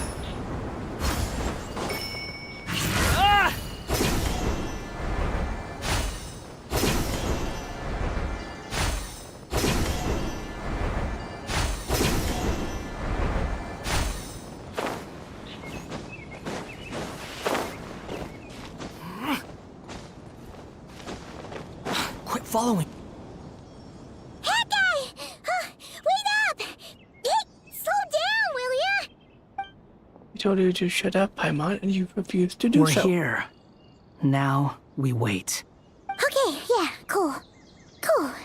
Quiet. What's on your mind, Paimon? Huh? Oh, nothing? I thought all you cared about besides being a guide was food and sleep. Why the sudden urge to go on a dangerous mission? What's that supposed to mean? Paimon's been on plenty of dangerous missions before. But never on your own. You hardly ever leave the Traveler's side. Just saying. I'm kind of at loose ends right now. So if you did want to share, I suppose I'd have to listen. If not, suit yourself. Makes no difference to me. That guy? Do you think Paimon is useless? I do. What? Where's that coming from? When we were in Notcry, Paimon suddenly realized something. Even though Paimon's with the Traveler every single day, whenever we face real danger, She can't do anything to help. Paimon doesn't get like this very often. She just got really scared when the Traveler got kidnapped that time. Alright. What if he never came back? What would Paimon do then? And the more Paimon thought about it, the more useless she felt. But Paimon doesn't want to be a burden. Paimon wants to be a friend who's actually useful. Does that make any sense? Doesn't make sense. That feeling of just being completely useless and... Oh. Paimon probably sounds so ridiculous right now. You asked the right person. Boy, do I know that feeling. Oh, that guy. I'm not gonna try and encourage you. What I will say is this. When you start doubting yourself, you have two choices. Give up or change. You have to make the decision to move forward. Otherwise, no amount of consultation from other people is gonna help you. So ask yourself, what do you want? To get stronger? To learn more? Whatever it is, go do it. You won't have any regrets if you can at least say that you tried. Oh, all right. Something's not right. Shouldn't they be here by now? Paimon, is it just me? Or is it a little too quiet around here? Should Paimon take a look? We'll give it another hour. If nothing happens, we head back. Okay. How strange. We've been here for ages. Where the heck are they? Have we been stood up? What is it? Did you think of something? Something feels off about this whole situation, but I can't quite explain why. We know for sure that the guy Sinocot had something set up, yet somehow his contact is a no-show. So, either the handler got caught, or, more likely, they decided to cut our guy loose. I'm loose, most likely. How would they know to do that? Wouldn't they at least send someone here to check things out? That's the problem. They couldn't possibly know what's happening here. Unless... This feels all too familiar. Come on, let's head back.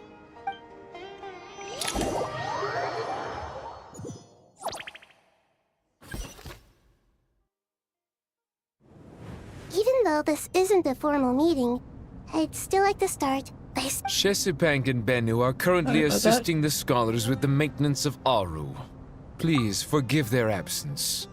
As for Hermanubis, may he rest in peace. We remember him with great fondness. There have been times when I imagined what it might be like to meet you all. Now that it's really happening, I feel quite emotional. Time has taken many things away, but that which remains is all the more resilient. I must say, there is one thing that rather surprises me. You appear to be in good spirits, Lesser Lord Kusanali. But even so, I can sense that the life force given to you by the Dendral Dragon has far from fully resolved the problem of your vitality. Oh no! So even a Pep's power didn't work? Don't worry, Paimon. It worked very well indeed. The issue is how closely I am tied to Irminsul. Until the problem with it is resolved, there is no way I can fully recover. Sumeru has undergone tremendous changes during your absence.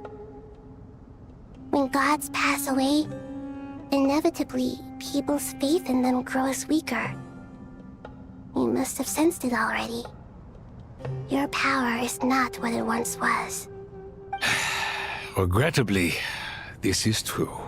I too have grown weaker due to the effects of Irminsul. Right now, we're all in quite a sorry state. Then what do you suggest? We take all the help we can get. Sumeru is our shared home. You and I, gods and humans alike. We must unite all our strength in this moment. Though Al-Ahmar is no longer with us, the alliance between the three gods remains in force. Regardless, as subjects of our king, we have a responsibility to support Sumeru through this catastrophe. Not to mention that it was the people of Sumeru who released us from this prison of Aru. Times have changed, and the people of today possess greater wisdom than those of the past. You really know how to give a rousing speech, Goti. Now then, let us learn more about your plan. The brightest minds of the Sumeru Academia are busy opening and renovating Aru. They claim it has something to do with Irminsul? Correct. Irminsul has existed in Teyvat since the very beginning. But during the Age of the Dragons, it did not possess the significance it holds today. After the heavenly principles arrived, the power of the Light Realm was divided into elemental energy, and Irminsul was refashioned as a device that records and preserves all information. Since then, everything in this world has been inextricably linked to it. As the Dendro Archon, I have a duty to protect Irminsul. To Sumeru, it is both a national treasure and undeniably a major threat. Teyvat has seen many upheavals in the last few years. The most recent of these was a major crisis in Notcry, which forced Sumeru to be even more vigilant than usual. I made sure to monitor all the pathways through which an outsider could potentially transmit themselves into Irminsul. But despite my efforts, a major problem still arose within. I still believe that someone has actively invaded Irminsul. But rather than taking any of the pathways I referred to, the intruder chose instead to utilize the most direct route, and the only one that cannot be protected against, by entering Irminsul through death. I see what you mean. You cannot simply stop all deceased souls from returning to the ley lines because of a potential invasion that could occur at any time. That's right. As important as it is to guard against external threats, I couldn't allow myself to stop the souls of the departed from finding peace. Please, understand how difficult this predicament was for the Dendro Archon. Defense has never been an easy task. After Irminsul was invaded, my authority was quickly restricted. Soon after that, the tree began denying access to any connections. I'm sure you feel responsible, but you are not to blame. No one can predict every possible disaster. There will always be trials and tribulations for the world to endure. But the people of Sumeru should not have to endure this. We must find a way to break through the lockdown and connect to Irminsul. And this is why you need Aru. Yes. The only thing in Sumeru capable of rivaling Irminsul in terms of overall function and performance is Al-Akhmar's legacy, Aru. All I managed to do before falling into a coma was make some minor adjustments to Irminsul. Using Aru is a last resort, and a move that comes with enormous risks. The Scholar's initial plan was to borrow Aru's power to reboot the Akasha, then use the Akasha to connect to Irminsul and investigate. Unfortunately, Irminsul has suffered far greater damage than they first thought, rendering that plan futile. To rise to the challenge, we had to resort to more extreme and far costlier means. This has led to a number of new contingency plans. To reclaim Irminsul, our brightest scholars have made further modifications to Aru with multiple goals in mind. Human wisdom has clearly improved over the millennia. You have not only our support, but that of the Jinn, the Aranara, and the Pari. To reclaim Irminsul, our brightest scholars have made further modifications to Aru with multiple goals in mind. I thank you all for giving them your blessing in this endeavor. Let's see here.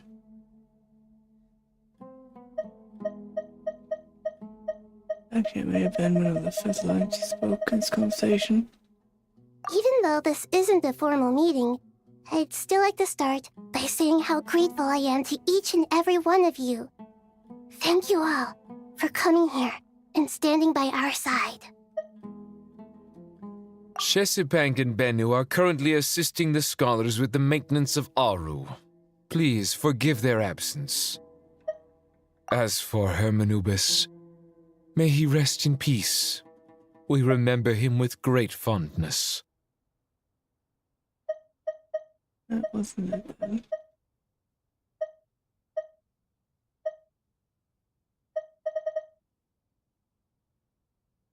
Maybe it was. Who knows?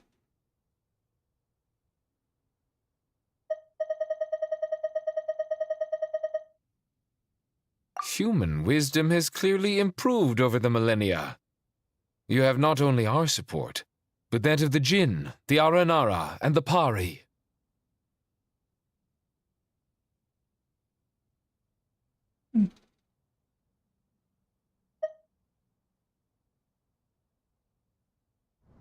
Together, we will do everything in our power to save Irminsul.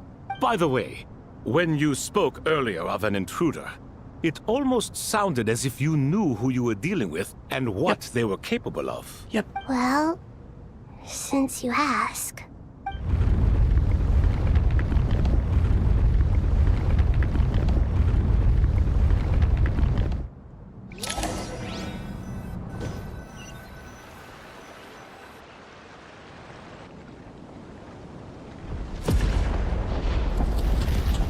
Whoa, what the?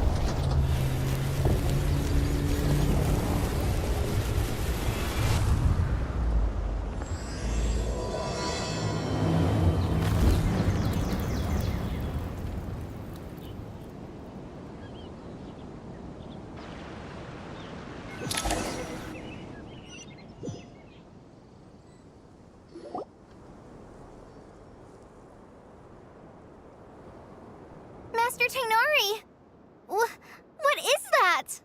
Is this Irminsul? How did this happen? What's going on inside?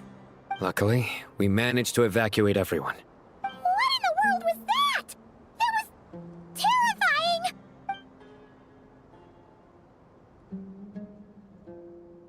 Oh my. I understand now, Dendro Archon.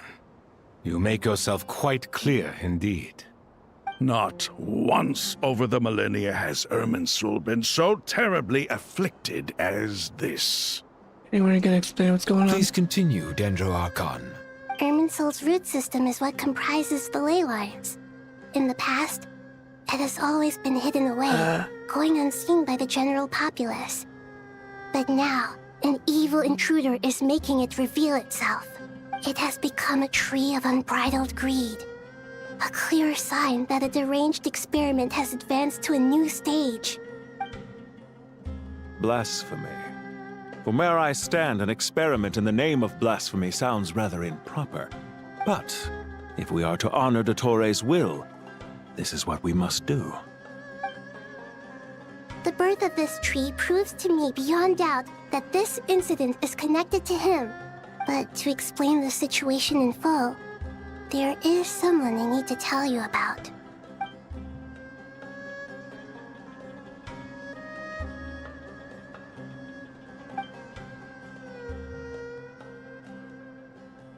Zandik. So it was him. I saw him in the desert once. A man of supreme arrogance. So this is where it has taken him. But didn't Dottore die and not cry? How is he still able to do all this? He must still have loyal followers amongst the Fatui. Even so, I'm still unclear as to how he has been able to wield such a profound influence over Irminsul. I can confirm that Fatui forces have arrived in Sumeru City. Furthermore, Irminsul seems to be undergoing some kind of mutation. Evil branches are beginning to grow. Things that do not belong to this world are slowly but surely materializing. Sorry, I couldn't think of any other word to describe it. They don't seem to be fully formed physical entities yet, after all. But they are gradually becoming real. A baleful tree, climbing up into the heavens. Speaking of Dottore, I have some information on that front as well. I didn't think it was wise to state this out in the open. But my theory is, the mole wasn't cut off after he was caught. They wrote him off from the beginning. You mean, the Fatui never intended to follow through with him? Then why plant a mole at all? It's hardly a conventional strategy, and the rationale behind it is pretty twisted. But as it happens, I know someone who works exactly this way. And when it comes down to it, his goals are very simple. He just wants to confuse people, so they can't figure out what he's up to. He's been a collaborator of Dottore from the outset. That fact alone confirms that Dottore is involved with this somehow.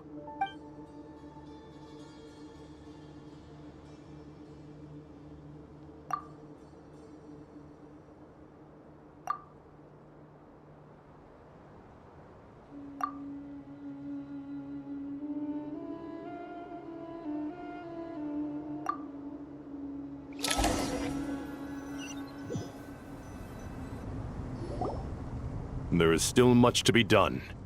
Everyone, please remember our core strategy. As per the discussions, the following groups must act immediately. Mr. Alhaitham and Mr. Kave, the next phase of the Aru renovation project must begin right away. Godspeed to you both. We'll give it everything we've got. The plan looks feasible, but the implementation will require certain resources. General Mahamatra Sino and his team will help to procure the materials required for modifying the terminal. No problem. I've already spoken with Sethos and Hat Guy, and they've agreed to assist me. This kind of thing is best left to the fleet-footed, right? Hat Guy? If it's efficiency you're after, we're the right people for the job. Following up on the elemental energy amplifier we discussed, Miss Dory, I assume you're the one most familiar with the status of this project. Aside from the Dendro Archon, of course. Yep, that's right. Leave it to Lord Sangama Bay. Got it. Well, I'd like Madame Farazan, Kale, and Nicole to support Dory on the technical side. You can count on us. Will do. Rest assured, I'll take good care of Kale. Dia, Candace, and Nefer, you'll be in charge of negotiating between the various parties. I trust you remember our goal. You bet. We can handle it. Good. I believe that covers everything. Tainari will provide ad hoc support as needed, if that's okay. Poor Tainari. Must be tough being Nephis' student. Getting bossed around all day, every day. Hey, don't try and drive a wedge between us, you old rascal. All it says to me is that Master Nephis has faith in everyone's abilities. While I'm nominally here as backup, I doubt there will be many situations where my help is needed. Exactly. Finally, Traveler, you and I will head to the border between Sumeru and Natlan. Once that task is complete, I'll be asking some of you to accompany me to the Eternal Oasis. The Eternal Oasis? I thought that was just a legend. So it does exist after all. Regarding your trip to Natlan, under normal circumstances, a meeting between our two nations would be a far more formal affair. Unfortunately, Sumeru is all but completely cut off from the outside world at present. So regretfully, we won't be able to give the Pyro Archon Mawika the grand reception that she deserves. My apologies for the inconvenience. Not a problem. We're doing our utmost. No point putting too much pressure on yourselves. That goes for everyone. Right. Especially you, Dendro Archon. I'm sure you're still feeling quite weak. Don't worry about me. The Dendro Dragon's life force will sustain me. Plus, we'll be there every step of the way. Nahida will be just fine. Yes. I believe in myself. And I believe in every one of you. Well, time to get going. Okay, and this will be it. Night. Good night. Oh.